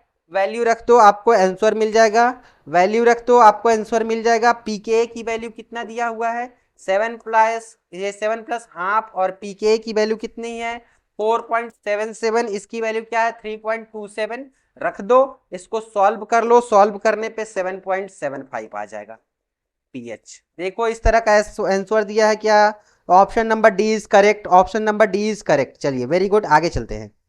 अगला क्वेश्चन कह रहा है, अगला क्वेश्चन क्या कर रहा है, ध्यान दीजिएगा। The following solution were prepared by dissolving 10 gram of glucose in 250 ml of water, pressure P1 दे दिया है। 10 gram of urea in 250 ml of water P2 दे दिया है। 10 gram of sucrose and 250 ml of water, ठीक है। अब कह रहा है the right option for the decreasing order of osmotic pressure. आपको ऑस्मोटिक प्रेशर बताना है। 3 सोल्यूशन दिया है, 3 सोल्यूशन मैं लिख रहा हूं यहां पे। एक तो ग्लूकोज है, मैं ग्लूकोज को जी से दिखा रहा हूं, ग्लूकोज को मैं जी से दिखा रहा हूं। ये है 10 ग्राम, 10 ग्राम है इन 250 ml में, 250 ml में। मैं फिर लिख रहा हूं यहां पे यूरिया, यूरिया है 10 ग्राम, ये इन किसमें है 250 ml। सबका कंसंट्रेशन सेम निकल कर आने वाला है। देखो कंसंट्रेशन सेम कर रहा है कि हाँ हाँ, ठीक ठीक ठीक ठीक। अब देखो यहाँ पे मैं चलता हूँ, यू की मैं बात करूं तो यू हमारा हो गया, जी हो गया, एंड एस का मतलब सुक्रोज है। ये भी 10 ग्राम है, ये भी 10 ग्राम है, और ये भी किसमें है 250 ml में है। किसमें है 250 ml में है। तो यहां पे देखो मोलर मास का केस ले लो, मोलर मास का केस ले लो। जिसका मोलर मास ज्यादा होगा, आप पढ़ते हो ना, जिसका मोलर मास ज्यादा होगा उनकी ऑर्डर भी क्या हो जाएगी, उसी के हिसाब से ऑस्मोटिक प्रेशर लग जाएगा। किसका, जिसका देखो मैं एक चीज बता रहा हूं, पाई इक्वल टू क्या पढ़े थे, CRT पढ़े थे, आई लगाते थे। कोई पार्टिकल डिसोसिएट नहीं हो रहा है तो आई की वैल्यू हो जाएगी 1, आई हटा देते हैं। कंसंट्रेशन तो सबका सेम नहीं होने वाला है। अब कंसंट्रेशन सेम क्यों नहीं होगा, क्योंकि मोलर मास बदलेंगे। किसके बदलेंगे, देखो इनके ग्लूकोज के मोलर मास होने वाले हैं 180, सुक्रोज के होने वाले हैं 342, यूरिया के होने वाले हैं 60। करना क्या है, आप देखो C की मैं बात करूं, C इक्वल टू क्या होता है, C इक्वल टू क्या होता है, देखना C इक्वल टू क्या होता है। C की मैं वैल्यू की बात करूं तो ये हो गया मोल या वेट इंटू 1000 अपान क्या हो जाएगा, मोलर मास एंड वॉल्यूम। तो वॉल्यूम तो सेम है, ये चीजें सबकी सेम है। बाकी आरटी या यूं कहें तो पाई हमारा 1 अपान मोलर मास हो जाएगा, मोलर मास हो जाएगा, मोलर मास हो जाएगा। इनके लिए क्या हो जाएगा, मोलर मास। जिसका मोलर मास जितना ज्यादा होगा उसकी वैल्यू उतनी कम होगी। मैं इसका नाम दे दे रहा हूं P1 है, इसका नाम दे दे रहा हूं P2 है, इसका नाम दे दे रहा हूं P3। तो मोलर मास सबसे ज्यादा किसका है, सुक्रोज का। तो सुक्रोज का सबसे ज्यादा P3 है ना, ये S लिख दे रहा हूं, ये P3 सबसे लेस। उसके बाद हमारा ये क्या है, ग्लूकोज है, इसका मोलर मास 180 है, तो ये मैं लिख दे रहा हूं ग्लूकोज, और ये हमारा क्या हो जाएगा, P1 हो जाएगा। फिर हमारा क्या आ जाएगा, यूरिया आ जाएगा, और यूरिया को आपने लिखा था क्या, U, और ये क्या हो जाएगा, P2 हो जाएगा। तो ऑर्डर देखिए, सबसे ज्यादा P2, फिर P1, फिर P3। देखो ये सारे कॉन्सेप्ट जो है ना सबके लिए सेम है, बस मोलर मास पे कहानी देख लेना है। मोलर मास जिसका ज्यादा उसका क्या हो जाएगा, कम हो जाएगा। क्या कम हो जाएगा, क्या कम हो जाएगा, प्रेशर। कौन सा, पाई, ऑस्मोटिक प्रेशर। चलिए ऑप्शन मैच करवाइए, ऑप्शन मैच करवाइए, 2 P2 P1 P3। ऑर्डर देख लीजिए, option number second is correct. Very good. अगला क्वेश्चन लेते हैं। अगला क्वेश्चन कर रहा है the correct option for the number of body centre unit cell in all 14 type of Bravais lattice unit cell. 7 होते हैं, 7 के जो टाइप्स होते हैं 14 होते हैं। ब्रेविस लैटिस याद आ रहा है, इसको हटा देते हैं, इसको हटा देते हैं, और सॉलिड स्टेट का क्वेश्चन है, कोई दिक्कत नहीं है। ब्रेविस लैटिस आप जानते हैं, इसकी जरूरत नहीं है क्योंकि ये तो हट गया सिलेबस से आपके। अगला क्वेश्चन लेते हैं। अगला क्वेश्चन कर रहा है 71 the maximum temperature that can be achieved in blast furnace. ये भी आपका हट गया है, ये भी हट गया है, तो इसमें कुछ करना नहीं है, सीधे आपका हो जाएगा 2200 केल्विन होता है। इसका आंसर यही हो जाएगा, 2200 केल्विन होता है, मैक्सिमम इतना ही हो सकता है। अगला क्वेश्चन लेते हैं। फॉर अ रिएक्शन ए से बी बन रहा है, enthalpy of reaction is, enthalpy of reaction is दे दिया है 4.2 माइनस में है kilo joule per mole, and enthalpy of activation energy दे दिया है, ये दे दिया है, ये देखो ये डेल्टा H दे दिया है, और ये EA दे दिया है, EA कितना दे दिया है, EA दे दिया है 9.6। EA का मतलब समझ रहे हैं ना, एक्टिवेशन एनर्जी। आगे कह रहा है the correct potential energy profile for the reaction so in option. Option दिया है फर्स्ट, आपको ग्राफ दिया है, कुछ रिएक्शन ऐसे दे दिया है, रिएक्शन का ग्राफ ऐसे दे दिया है, और दूसरा हमारा दिया है कुछ इस तरह का केस दिया है, इस तरह का केस दे दिया है, थोड़ा सा ये नीचे डाउन आ गया है, ये ए है और ये बी है, ये ए है बी है। सी वाला ऑप्शन दे दिया है हमारा कुछ इस तरह का, ये ए है और ये बी है। और डी वाला ऑप्शन दे दिया है दोनों ये जो है ना जहां से चल रहे हैं ये दोनों आपस में बराबर है। आपको कुछ करना नहीं है, मैं इसे लगाकर भी प्रूव कर सकता हूं, ऐसी बात नहीं है, लेकिन आपको थोड़ा सा दिमाग लगाना है। ये डेल्टा एच किस में है? माइनस में। ये रिएक्शन कैसा है? एक्सोथर्मिक है। और एक्सोथर्मिक में क्या होता था? ये ग्राफ डाउन आता था, यानी ये जो है ना रिएक्टेंट एनर्जी से हमेशा ये क्या होता था? लॉस होता था, नीचे जाता था। यानी option number C is correct. क्या हमारी बात समझ पाए? ये जब डाउन जाता है इससे तो एक्सोथर्मिक, ऊपर रहता है तो इंडोथर्मिक। ये बराबर है, ये बराबर है, इसको लेना ही नहीं है। तो आपका option number C is correct, क्योंकि डेल्टा एच हमारा किसमें है? नेगेटिव में। बहुत आसान क्वेश्चन था बच्चों। अगला क्वेश्चन लेते हैं। अगला क्वेश्चन हमारा क्या है? The compound which show metamerism. Metamerism कौन शो कर सकता है? आइए मैं इसको हटाता हूं, अगला चलता हूं। ये थर्ड लगाइएगा, थर्ड दिया हुआ, थर्ड दिया हुआ, सी मैंने लिख दिया है, 1 2 सी लिख दिया, ठीक है।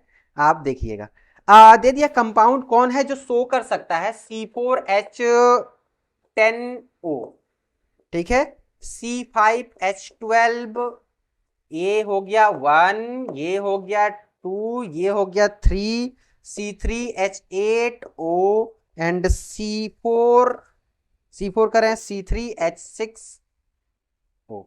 देखो बच्चों, मेटामर के लिए तो क्या होना चाहिए? डाईवैलेंट होना चाहिए एटम, तभी शो करेगा। तो ये तो हटा ही दो, कहानी इनकी हो गई खत्म। ये आपका देखने को मिल जाएगा अगर मैं लिख दूं CH3O CH2 CH2 CH। तो अब देखो मेटामर में इन्हीं एल्काइल को हम लोग इधर उधर प्लेस करते थे, 3 3 2 5 2 7 3 10। मैं इसको उठाकर इधर कर दूं CH3 CH2O CH2 CH3, यानी ये तो सही है, ये तो कर रहा है, ये तो हट जाएगा। इसमें देखो तो मैंने लिख दिया CH3O CH2 CH3।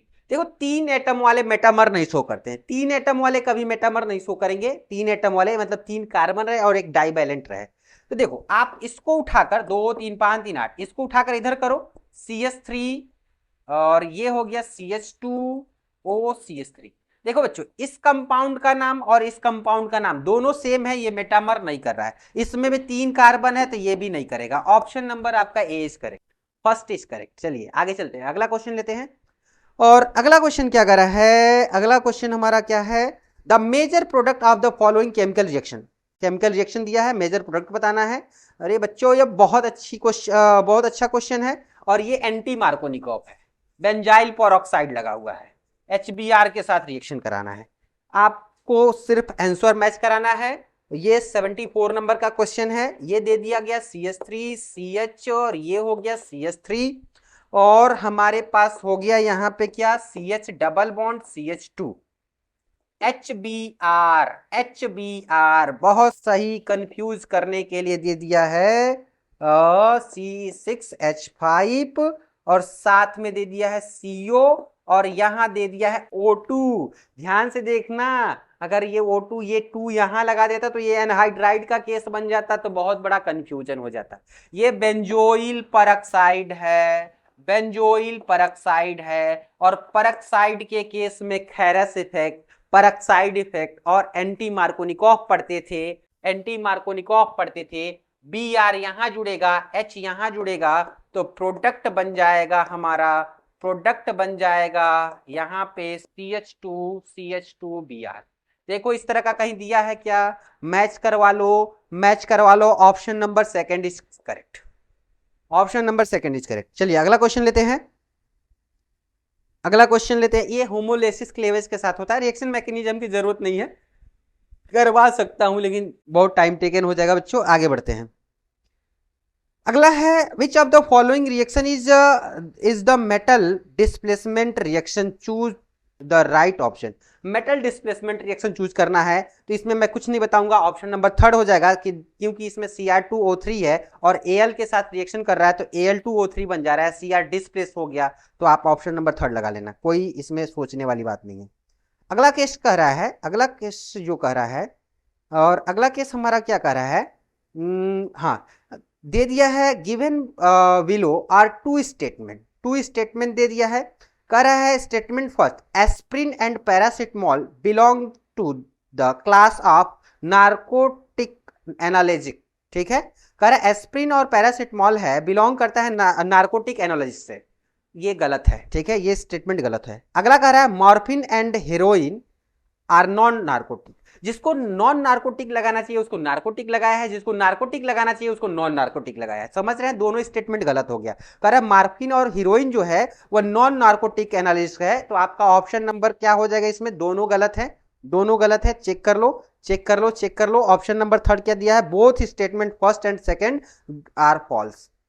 एस्प्रिन के बारे में जानते ही होंगे, एस्प्रिन जान रहे हैं, एस्प्रिन जान रहे हैं, ठीक है, एस्प्रिन जान रहे होंगे, एस्प्रिन जान रहे होंगे, जान रहे हैं कि नहीं जान रहे हैं आप देख लेना। यही होता है ना,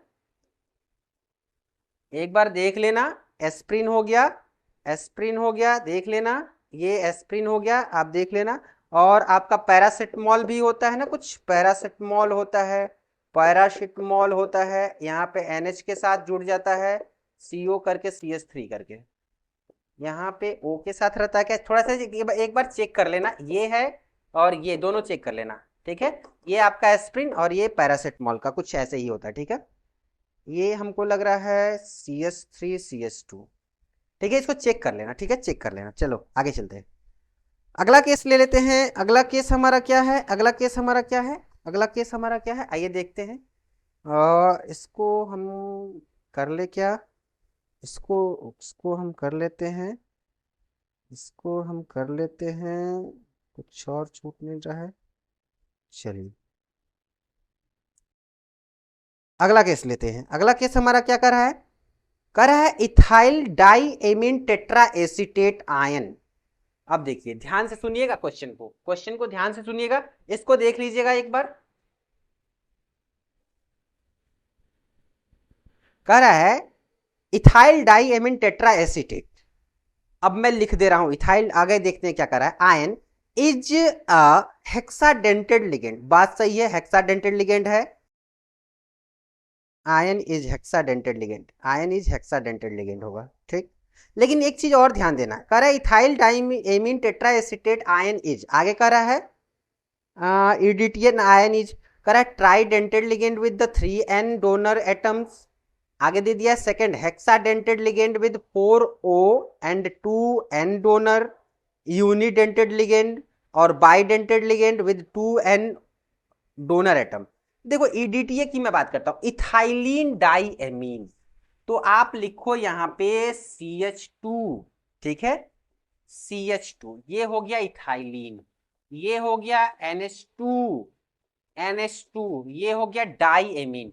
टेट्रा एसीटेट लगाना है ना, तो देखो ये लगाते हैं, ये लगाते हैं C, एसीटेट ग्रुप लगाना है, एसीटूट ग्रुप लगाना है, एसीटूट ग्रुप लगाने के लिए CH3 करें, CH2 CO माइनस, एक केस हो गया। और एक और केस लगाते हैं CH2 CO और ये हो जाएगा O माइनस। वेरी गुड, यहाँ पे भी टेट्रा लगाना है, एक दो हुआ, अभी दो और लगाना है, तो दो और लगाना है, तो मैं लिखता हूं CH2 COO माइनस, ठीक। एक और मैं लगाता हूं CH2 COO माइनस, ये सब बॉन्ड है, ठीक है। देखो इसमें अगर मैं कहूं एक मेटल रखता हूं, मेटल लगाता हूं, तो ये इधर से देगा, इधर से देगा, डोनर 2n है, 2n डोनर एटम, ठीक है, डोनर एटम। अब देखो यहां पे 1 2 3 4, चार आपको मिल जाएंगे वो डोनर एटम। टोटल हो गया आपका कितना, एक तो दोनों मिलाकर 6 हो गए हेक्साडेंटेड, और ये क्या हो जाएगा 2n और 4O। ऑप्शन चेक कर लो कहीं इस तरह का ऑप्शन दिया है क्या, तो option number second is correct, hexadentate ligand with 4 oxygen and 2n donor atom. Very good. अगला करा है which one of the following method can be used to obtain highly pure metal which is liquid at room temperature. इसमें distillation वाला case कहीं भी दिया होगा, लगा लेना, ये तो वैसे हट गया है, कोई दिक्कत नहीं है। अगला कर है identify the compound that will react with Hinsberg reagent. Hinsberg reagents करने से हिंसबर्ग रिएजेंट करने के लिए आपको क्या करना होगा, हाँ आगे भी कुछ दिया है, reagent to give a solid which dissolve in alkali. Dissolve करने पे क्या मिल जाए, to give a solid which dissolve in alkali. एक बार और क्वेश्चन सुनना, क्वेश्चन पढ़ने में थोड़ी सी कंफ्यूजन होगी है। क्वेश्चन सुनना, कर identify the compound that will react with Hinsberg reagent to give a solid compound. Solid compound मिलेगा, आगे करा है उस सॉलिड कंपाउंड को डिसॉल्व करेंगे एल्कली में और डिसॉल्व हो जाएगा। ठीक है, तो आपको ऑप्शन लगाना है। पहली बात तो क्या, पहली बात तो क्या, क्या पहली बात, NO2 नहीं देता है हिंसबर्ग रिएजेंट। 3 डिग्री एमीन की बात करें नहीं देता है, 2 डिग्री एमीन की बात करें देता है, देता है कोई दिक्कत नहीं है। 1 डिग्री एमीन की बात करें एकदम देता है, कोई दिक्कत नहीं है। यानी ये दोनों देगा, दोनों देगा, दोनों देगा, देगा। तो आइए चेक करते हैं। तो ऑप्शन पहले देखते हैं, ऑप्शन में कौन कौन है। तो देखिए 2 डिग्री एमीन थर्ड वाला दिया है और फोर्थ वाला दिया है। ऑप्शन तो आपका 4 हो जाएगा, कोई दिक्कत नहीं है, लेकिन मैं रीजन के साथ बताता हूं। हिंसबर्ग रिएजेंट, हिंसबर्ग रिएजेंट लगाते हैं। तो पहले तो मैं लिख लूं इसको CH3 CH क्या दिया है, दूसरा वाला मैं पहले लेता हूं CH2, ये हो गया N और ये हो गया CH3, ये हो गया H। हिंसबर्ग रिएजेंट लगाते हैं, ये हमारा हिंसबर्ग रिएजेंट हो गया। पीएच लिख दें कि या रिंग बना दें, जैसी आपकी इच्छा। ठीक है, ये रिंग बना, ये HCl निकालेगा, HCl निकालेगा तो बन जाएगा CH3 CH2 N के साथ CH3 और ये हो गया SO, ये हो गया आपका ये वाला केस। Very good. अब इसको डिसॉल्व किया जाए किस में, एल्कली में। एल्कली में जब डालोगे, एल्कली में डालोगे, एल्कली में डालने पे डिसॉल्व नहीं होगा, डिसॉल्व नहीं होगा, डिसॉल्व नहीं होगा। अब क्या रीजन है, थोड़ा सा वेट करो। अब देखो CH3 CH2 ये देखिए यही है ना, हाँ NH2, NH2 में मैंने क्या कर दिया, एक H को इधर लिखा, एक H को इधर लिखा। अब इसके साथ मैं लिख रहा हूं Cl, मैं इसको लिख रहा हूं कुछ इस तरह Cl SO और इसको मैं लिख दे रहा हूं पीएच कुछ इस तरह। ये पीएच का ही है सेगमेंट, ये एसओ हो गया, पीएच हो गया। बच्चों ये निकल जाएगा HCl के साथ, ये बन जाएगा CH3 CH2, ये आ जाएगा NH और ये आ जाएगा SOO और ये आ जाएगा पीएच। ये डिसॉल्व होगा, ये जब एल्कली में डालोगे, एल्कली में डालोगे तो ये डिसॉल्व हो जाएगा। अब ये डिसॉल्व क्यों होगा, देखो इसके पास अभी भी एक H है, ये एल्कली क्या है, बेसिक नेचर का होगा, तो ऑब्वियसली कहीं ना कहीं ये इनसे क्या हो जाएगा, इंटरेक्ट होगा, तो ये डिसॉल्व करेंगे, ये डिसॉल्व होंगे, ये डिसॉल्व होंगे। इसके पास इस H की वजह से ये डिसॉल्व होंगे, ये डिसॉल्व नहीं होंगे, तो ऑप्शन नंबर 4 जो है करेक्ट हो जाएगा। Option number 4 is correct. क्या हमारी बात समझ पाए, एक बार देखना आराम से समझ में आ जाएगी। अगला केस लेते हैं, अगला केस लेते हैं। ये कौन सा क्वेश्चन था, 79 80 80 कह रहा है among the following alkaline earth metal halide one which is covalent and soluble in organic solvent। कौन है जो soluble होगा ऑर्गेनिक सॉल्वेंट में, बेरिलियम क्लोराइड, बेरिलियम क्लोराइड लगा लेना, बेरिलियम क्लोराइड लगा लेना। इसमें क्या होता है, कोवेलेंट नेचर होता है, ड्यू टू कोवेलेंट नेचर ये क्या होते हैं, सॉल्युबल होते हैं किसमें, ऑर्गेनिक सॉल्वेंट में। बाकी में क्या होता है, आयोनिक होता है, सॉल्युबल नहीं होगा। चलिए अगला केस लेते हैं। Dihedral angle of least stable कन्फर्मर of ethane is. देखो इसमें आपका मिल जाएगा ऑप्शन नंबर क्या मिल जाएगा, फर्स्ट मिल जाएगा, इक्लिप्स्ड फॉर्म। अब देखो डाई इथेन की बात कर रहा है ना, डाई इथेन में देखो सबसे लीस्ट स्टेबल कहां पे होना चाहिए, देखो स्टैगर्ड, गॉच, एंटी गॉच वगैरह पढ़े होंगे। ठीक है, ये रहा CH3 भैया क्या करो क्या करो क्या करो, एक को पॉइंट बनाओ एक को सर्कल बनाओ। तो मैंने एक को पॉइंट बनाया और एक को सर्कल बनाया, H, इसका H जस्ट इसके पीछे मान लो या आगे मान लो, एक और H, इसका H इसके जस्ट आगे पीछे जो भी होगा, ठीक है। देखो इनके बीच में जो एंगल होता है थीटा इक्वल टू 0 होता है और इसे डाइहेड्रल एंगल बोलते हैं। डाइहेड्रल एंगल, दो हाइड्रोजन के बाद की बात हो रही है। और डाइहेड्रल देखो दोनों आमने सामने हैं, दोनों किसी भी कितने भी कोई भी एंगल नहीं क्रिएट कर रहे हैं, तो डाइहेड्रल एंगल क्या हो जाएगा 0, और इस पे लीस्ट स्टेबल होते हैं। इस पे क्या होते हैं, लीस्ट स्टेबल होते हैं। तो देख लो ऑप्शन नंबर फर्स्ट, इसको बोलते हैं इक्लिप्स्ड फॉर्म, इसको बोलते हैं इक्लिप्स्ड फॉर्म, इसको बोलते हैं इक्लिप्स्ड फॉर्म। वेरी गुड, आगे चलते हैं, अगला केस लेते हैं। कह रहा है an organic compound contains 78% by wait carbon and remaining percent of hydrogen, the right option for the empirical formula. भैया इसमें कुछ करना नहीं है, कार्बन का मोलर मास पता है, बाकी हाइड्रोजन का पता ही है, तो आपको करना क्या है, सी निकाल लेना है। कितना दिया है 78% दिया है, इन 78 बाई वेट दिया है, यानी वेट लगा लो 78, इसका मोलर मास कितना होता है 12 होता है, सॉल्व करने पे 6 पॉइंट समथिंग आ जाएगा। हाइड्रोजन कितना बच जाएगा इसके बाद देखो तो 22 बच जाएगा, क्या 22%, एंड 22 अपन क्या हो जाएगा 1 हो जाएगा, तो ये आ जाएगा 22। ये आ गया ना। आप क्या करो, इन दोनों का सिंपल रेशियो ले लो। तो सिंपल रेशियो लेने के लिए क्या कर लो, सिंपल रेशियो लेने के लिए आप यहाँ पे क्या करोगे, सॉल्व कर लो। इससे 1 टर्म में जाएगा, इससे जितने बार में जाएगा 36 18 3 बार में जाएगा, 3 बार में जाएगा, 3 बार में जाएगा, 3 बार में जाएगा। देखो 36 18 और ये आएगा 3, मान के चलो अप्रोक्स में 3 बार में जा रहा है।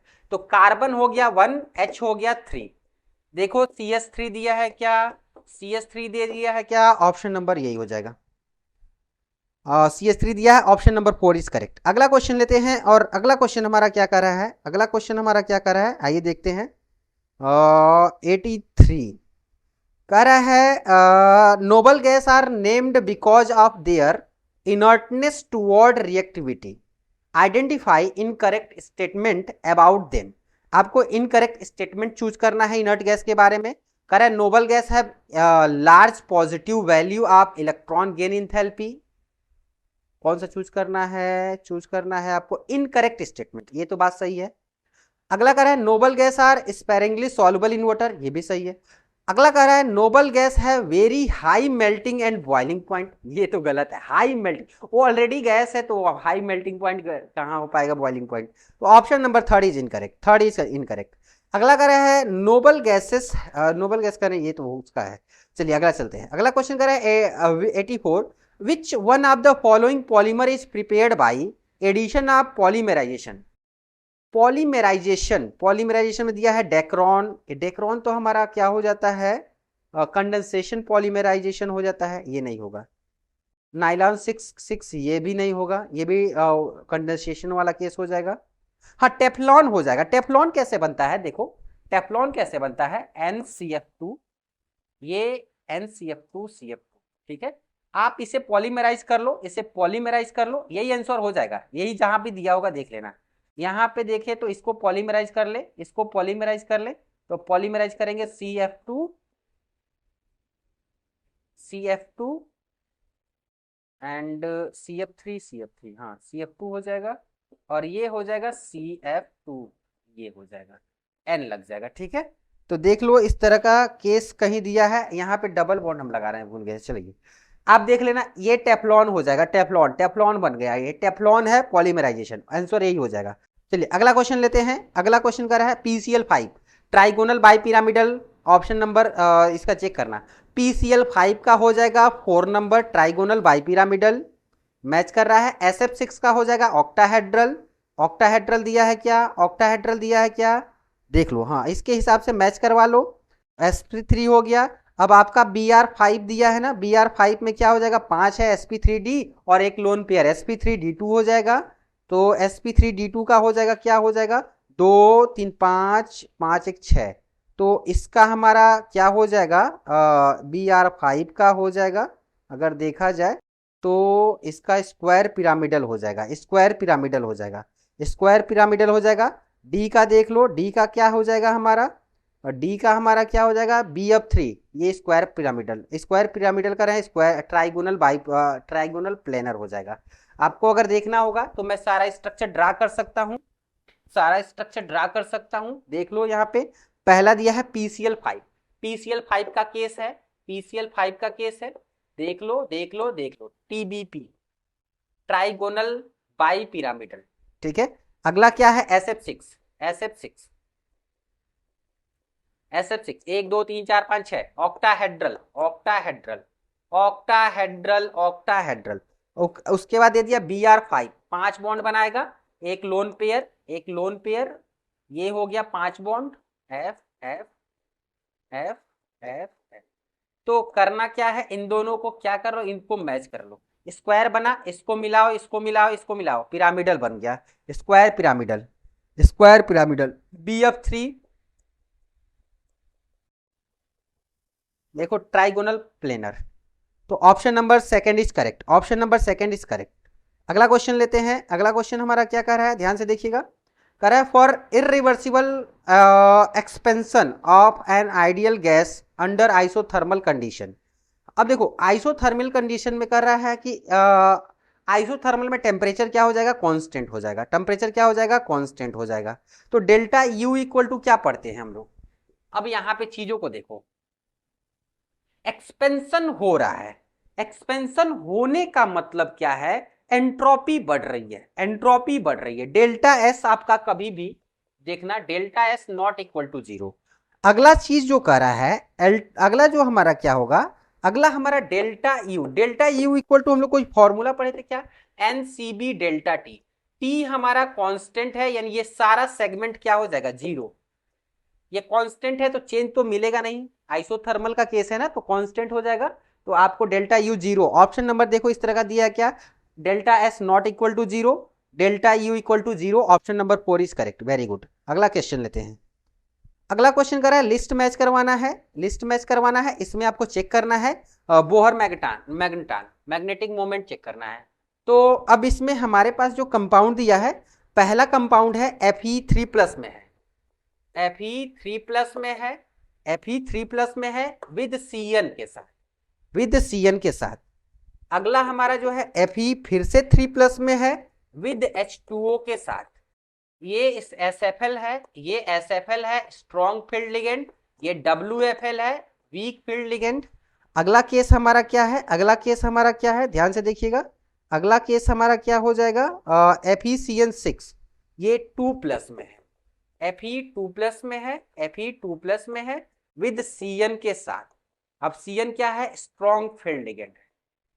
चीजों को देखिएगा, फिर हमारा Fe है, Fe2+ है और किसके साथ है, H2O के साथ, और H2O क्या होता है, WFL होता है। ध्यान से देखिएगा, WFL हम क्यों कहना चाह रहे हैं, ठीक है। आप देखो, अगर मैं बात करूं किसके बारे में बात करूं, इनके इनमें चेक करूं अनपेयर्ड इलेक्ट्रॉन किसमें कितना है। तो देखो अगर मैं कहूं Fe की मैं बात करूं तो 26 होता है, तो मैं लिखूंगा क्या, क्या लिखूंगा 3d6 और 4s2। देखो इसमें से 2 इलेक्ट्रॉन चला गया और एक इसमें से चला गया, एक इसमें से चला गया, तो यहां पे बना 5।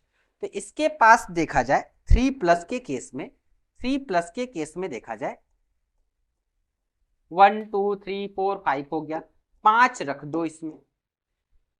अब इसके साथ जब Cn आएगा, ध्यान से सुनना, इसके साथ जब Cn आएगा तो इनकी पेयरिंग होगी।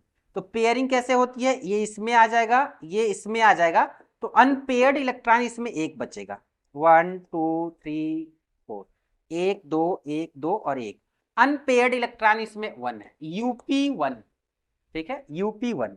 इसमें 5 पेयर होंगे, 5 होंगे, यूपी क्या होगा 5। क्यों, क्योंकि ये पेयरिंग नहीं करवा पाएगा, ये पेयरिंग नहीं, WFL है तो ये पेयर इसमें इसमें दोबारा ये भेज नहीं पाएगा। अब अगला केस लेते हैं इन दोनों के लिए, इन दोनों के लिए, इन दोनों के लिए केस लेते हैं। अब इसको 2+ बनाते हैं, इसको 2+ बनाते हैं, इसको 2+ बनाते हैं। अब देखिएगा अगला हमने ले लिया 1 2 3 4, 1 2 3 4 5 एंड 6, यहां पे 6 हो जाएगा, 2 ही गया ना, 4s से 2 इलेक्ट्रॉन गया। अब पेयरिंग करवाओ, जब हम Cn के साथ लेंगे, किसके साथ लेंगे, Cn, तो पेयरिंग करेगा क्योंकि स्ट्रॉन्ग फील्ड लिगेंड है, तो ये इसमें आएगा, ये इसमें आएगा। तो इसमें जब पेयरिंग करवाया जाएगा, पेयरिंग करवाया जाएगा तो सारे पेयर हो जाएंगे, सारे पेयर हो जाएंगे। यानी इसमें जो इलेक्ट्रॉन होगा यूपी अनपेयर्ड वाला वह 0, इसका बीएम भी 0 हो जाएगा, इसका बीएम भी 0 हो जाएगा। और इसमें जो पेयर नहीं होगा तो 1 2 3 4, तो हमारा इसका क्या हो जाएगा 4 unpaired electron, 4 unpaired electron, 4 unpaired. अब आपको करना क्या है, सीधे चेक कर लेना है क्या, n+2 लगाकर, n+2, n क्या है यूपी इलेक्ट्रॉन अनपेयर्ड इलेक्ट्रॉन, इसका 0 हो जाएगा, इसका 0 हो जाएगा, ठीक है, इसी से आप चेक कर सकते हो। अब इसको रखते हैं, सबसे पहला 1 रखेंगे तो ये 1 और ये हो जाएगा 3, तो 3 हो जाएगा, ये 3 हो जाएगा, तो √3 आएगा। इसका क्या हो जाएगा 5, और ये 5 2 8, और 8 5 जा कितना हो जाएगा, 8 5 जा क्या हो जाएगा, ये हो जाएगा √40, ये 0 हो जाएगा क्योंकि ये वैल्यू 0। इसका निकालेंगे तो ये क्या आ जाएगा, ये मैग्नेटिक मोमेंट का फॉर्मूला है बच्चों, ये मैग्नेटिक मोमेंट का फॉर्मूला है। और इसका आप निकालोगे तो इसका क्या आ जाएगा, ये आ जाएगा 4 रखेंगे, 4 2 6 हो जाएगा, और 6 4 जा क्या हो जाएगा 24। अब इसके अप्रोक्स में आप वैल्यू देखो, ये क्या हो जाएगा, ये हो जाएगा, ये हो जाएगा 6 पॉइंट समथिंग हो जाएगा, ये क्या हो जाएगा 1 पॉइंट समथिंग हो जाएगा, ये क्या हो जाएगा, ये हो जाएगा 4 पॉइंट समथिंग हो जाएगा। अब वैल्यू चेक कर लेते हैं, वैल्यू चेक कर लेते हैं। 5 5 जा 0 4 9, ठीक है, 1.73, ठीक ठीक ठीक ठीक, वेरी गुड। 5 5 जा 6 6, कोई गलती नहीं हो रहा है, मैं चेक कर लूँ। इसमें इसमें कितना आ रहा है, 5 रखा जाए, 5 2 7 होगा ना, 5 2 7, 7 5 जा 35, ये 35 आएगा बच्चों, 35 आएगा, तो 5 पॉइंट समथिंग आएगा, 5 पॉइंट समथिंग आएगा, 5 पॉइंट समथिंग, 5 पॉइंट समथिंग। तो आइए वैल्यू मैच करवाते हैं, ऑप्शन चेक करिए। ऑप्शन चेक करेंगे तो देखिए कहीं भी इस तरह का केस दिख रहा है क्या, तो option number first is correct, option number first is correct. Match करवाओ, अप्रोक्स में वैल्यू दे दिया है, 1 पॉइंट कुछ समथिंग आएगा, इसका 5 पॉइंट समथिंग आएगा, इसका 4 पॉइंट समथिंग आएगा, और इसका तो 0 आएगा। आप मैच करवा लो, option number first is correct, option number first is correct. चलिए आगे मैं बढ़ता हूं, इसको मैं हटाता हूं।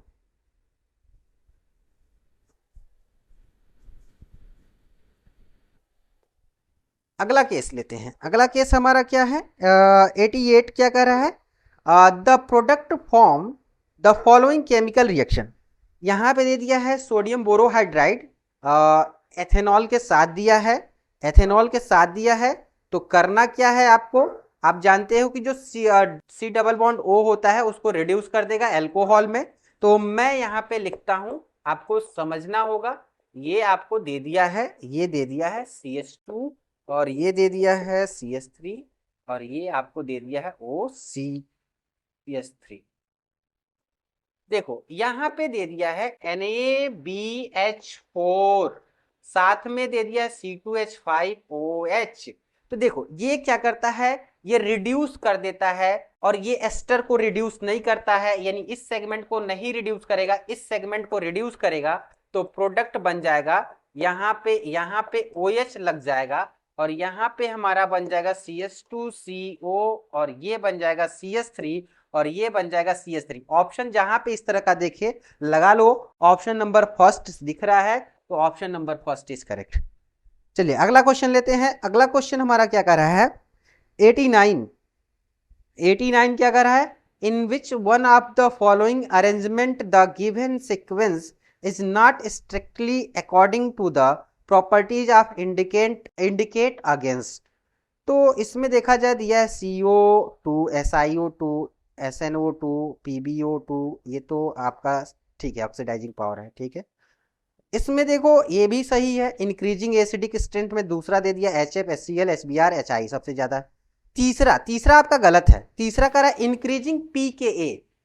ध्यान से देखना, pKa अगर बढ़ता है, pKa बढ़ता है, pKa बढ़ेगा, pKa अगर बढ़ता है तो एसिडिक कैरेक्टर घटता है। pKa जितना ज्यादा बढ़ेगा पॉजिटिव में एसिडिक कैरेक्टर उतना ही घटेगा।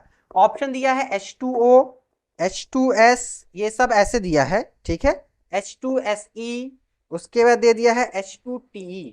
तो आपको पता होना चाहिए कि सबसे वीक बॉन्ड हाइड्रोजन का यहाँ पे है, क्योंकि ये बड़ा एटम है, आराम से हाइड्रोजन रिलीज हो सकता है, तो ये ज्यादा एसिडिक होगा। और ज्यादा एसिडिक होना चाहिए यानी पीके की वैल्यू कम होनी चाहिए। पीके की वैल्यू क्या होनी चाहिए? कम होनी चाहिए, तभी तो एसिडिक ज्यादा होगा। जितना ज्यादा पीके कम, एसिडिक पावर उतना ज्यादा, जितना बड़ा पीके उतना ही एसिडिक कम। तो इसका एसिडिक जो स्ट्रेंथ है, अगर मैं कहूं एसिडिक स्ट्रेंथ तो बढ़ रही है, लेकिन पीके इसमें लिखा है कि पीके बढ़ रहा है, जो कि गलत है।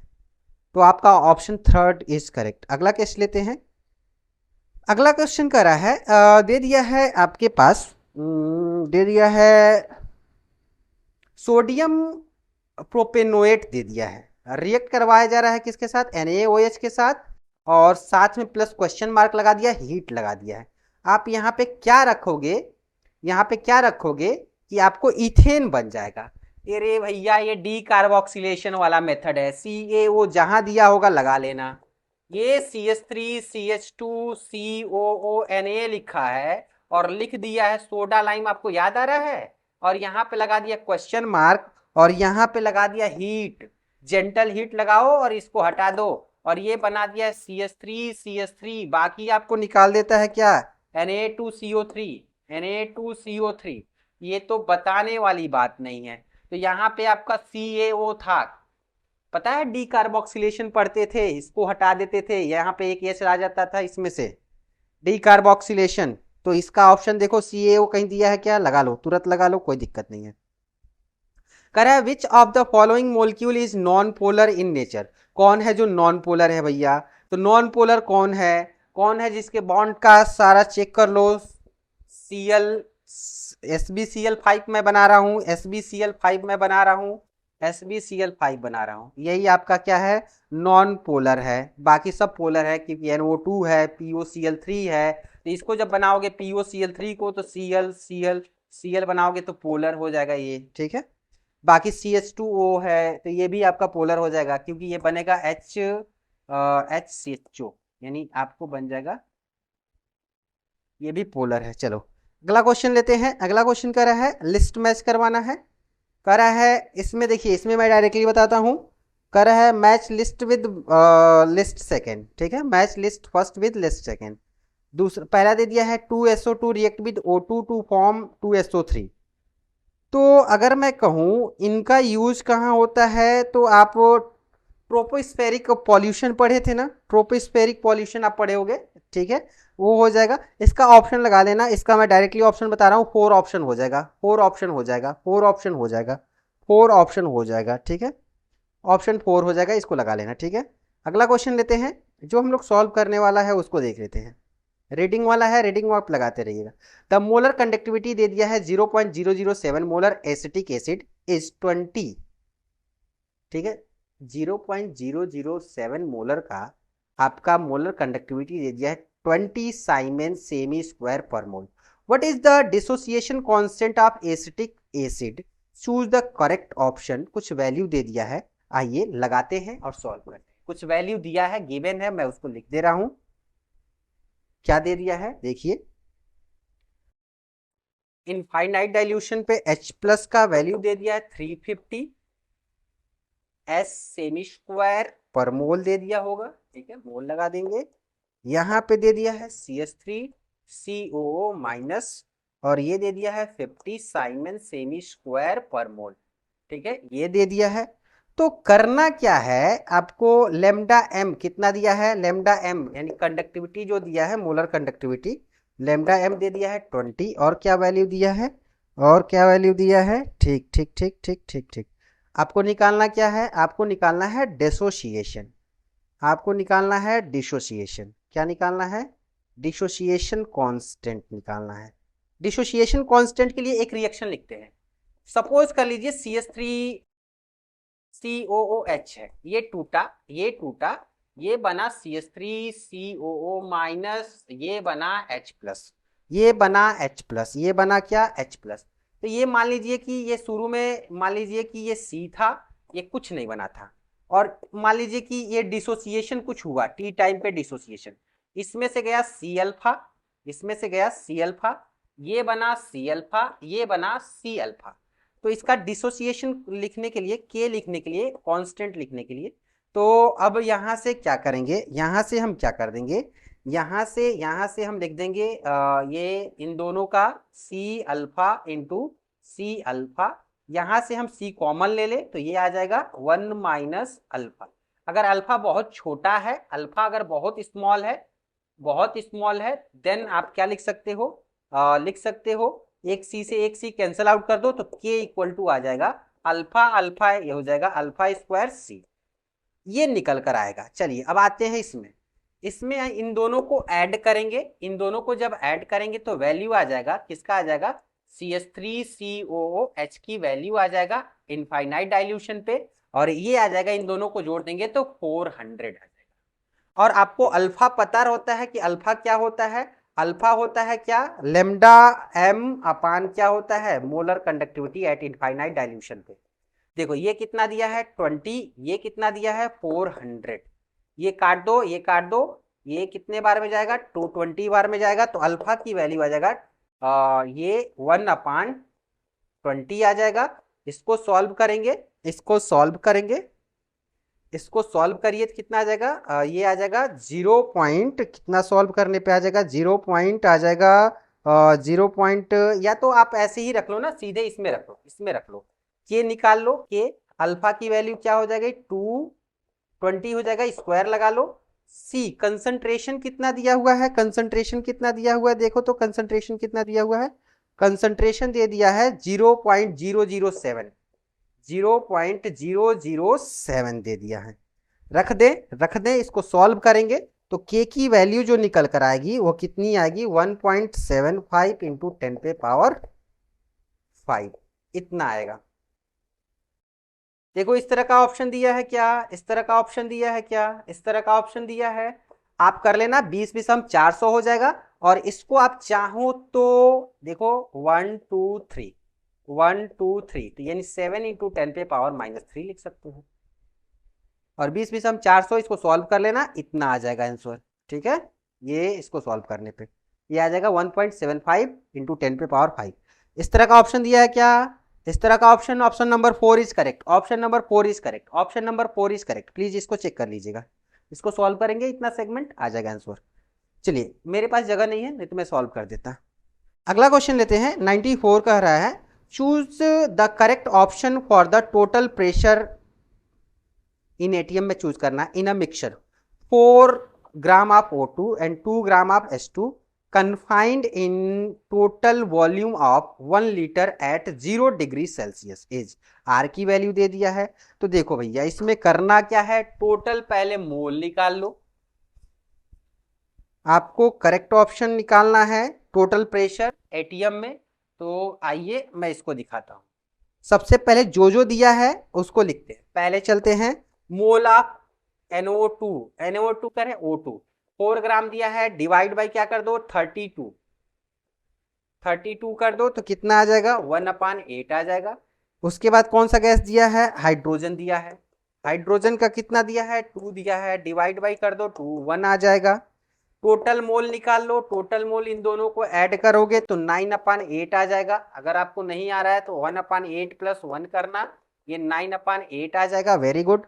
अगला देखो PB इक्वल टू क्या होता है, nRT होता है, n दे दिया है 9/8, r की वैल्यू कितना दे दिया है 0.0082, टेम्परेचर कितना है 273 दिया हुआ है, रख लेना है। वॉल्यूम कितना दिया है, वॉल्यूम मान लो 1 लीटर है, तो बी की यहाँ पे बी की वैल्यू 1 हो गई, तो आप इसको सॉल्व करोगे तो प्रेशर कुछ आ जाएगा 25.188 सॉल्व करने पर प्रेशर।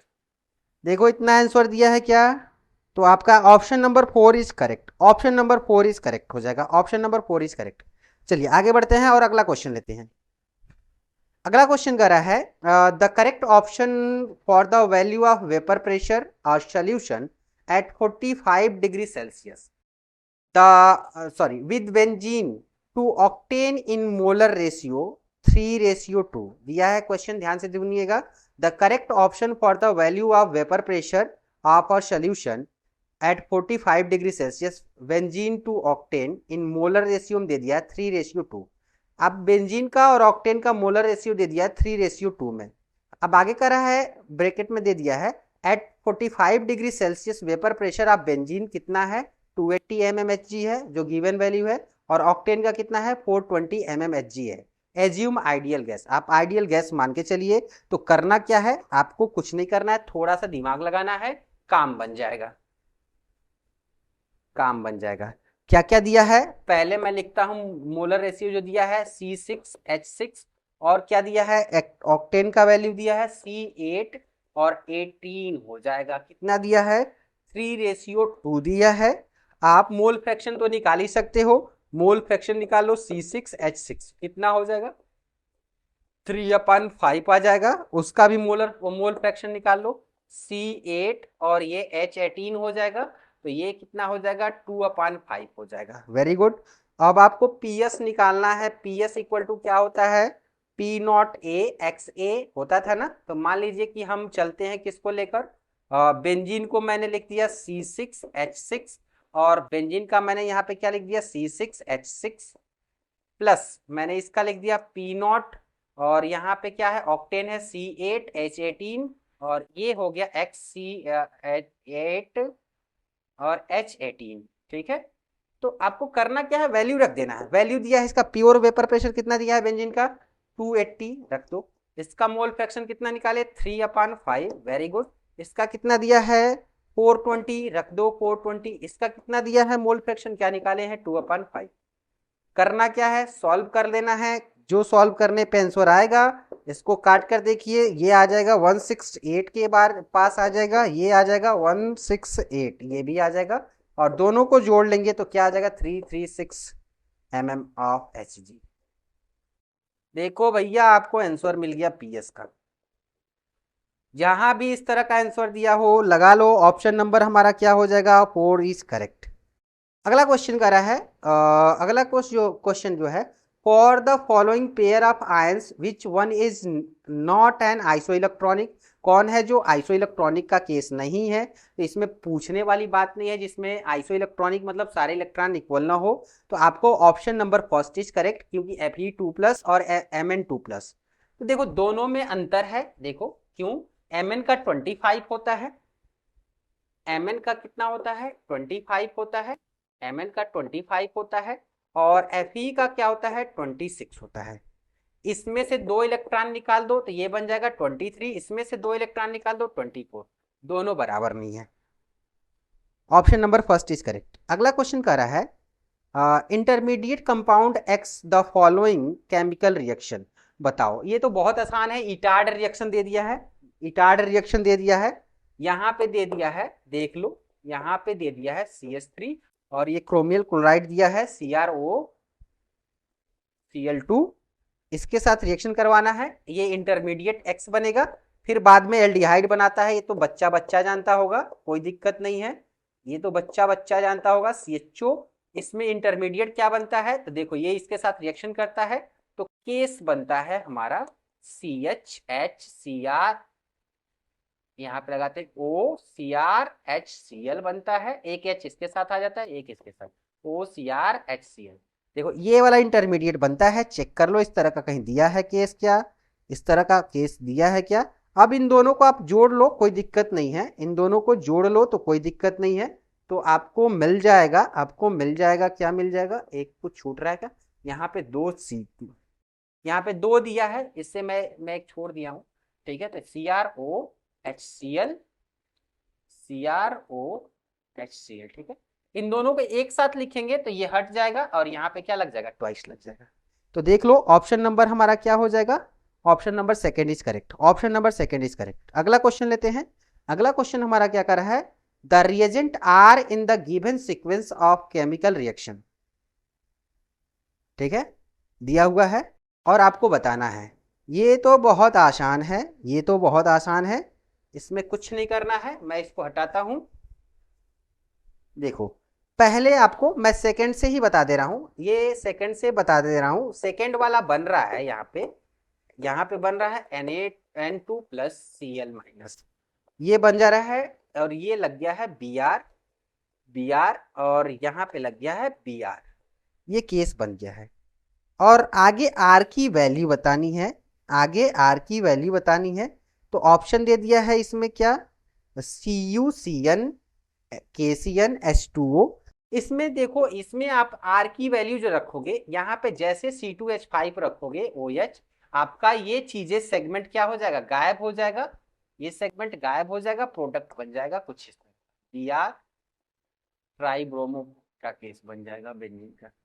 तो ऑप्शन नंबर आप देख लो, इसको मैच करवा लो, कहीं दिया है क्या इस तरह का, तो दे दिया है आपको, हाँ दे दिया है, कहाँ दे दिया है देख लो आप, कहाँ गया, हाँ ये दे दिया है, option number third is correct, option number third is correct, option number third is correct. चलिए अगला चलते हैं। अगला क्वेश्चन दे दिया है 99 वाला क्वेश्चन, ध्यान से देखिएगा। The slope of Arrhenius plot K versus 1/T, K versus 1/T Arrhenius equation plot में रखना है।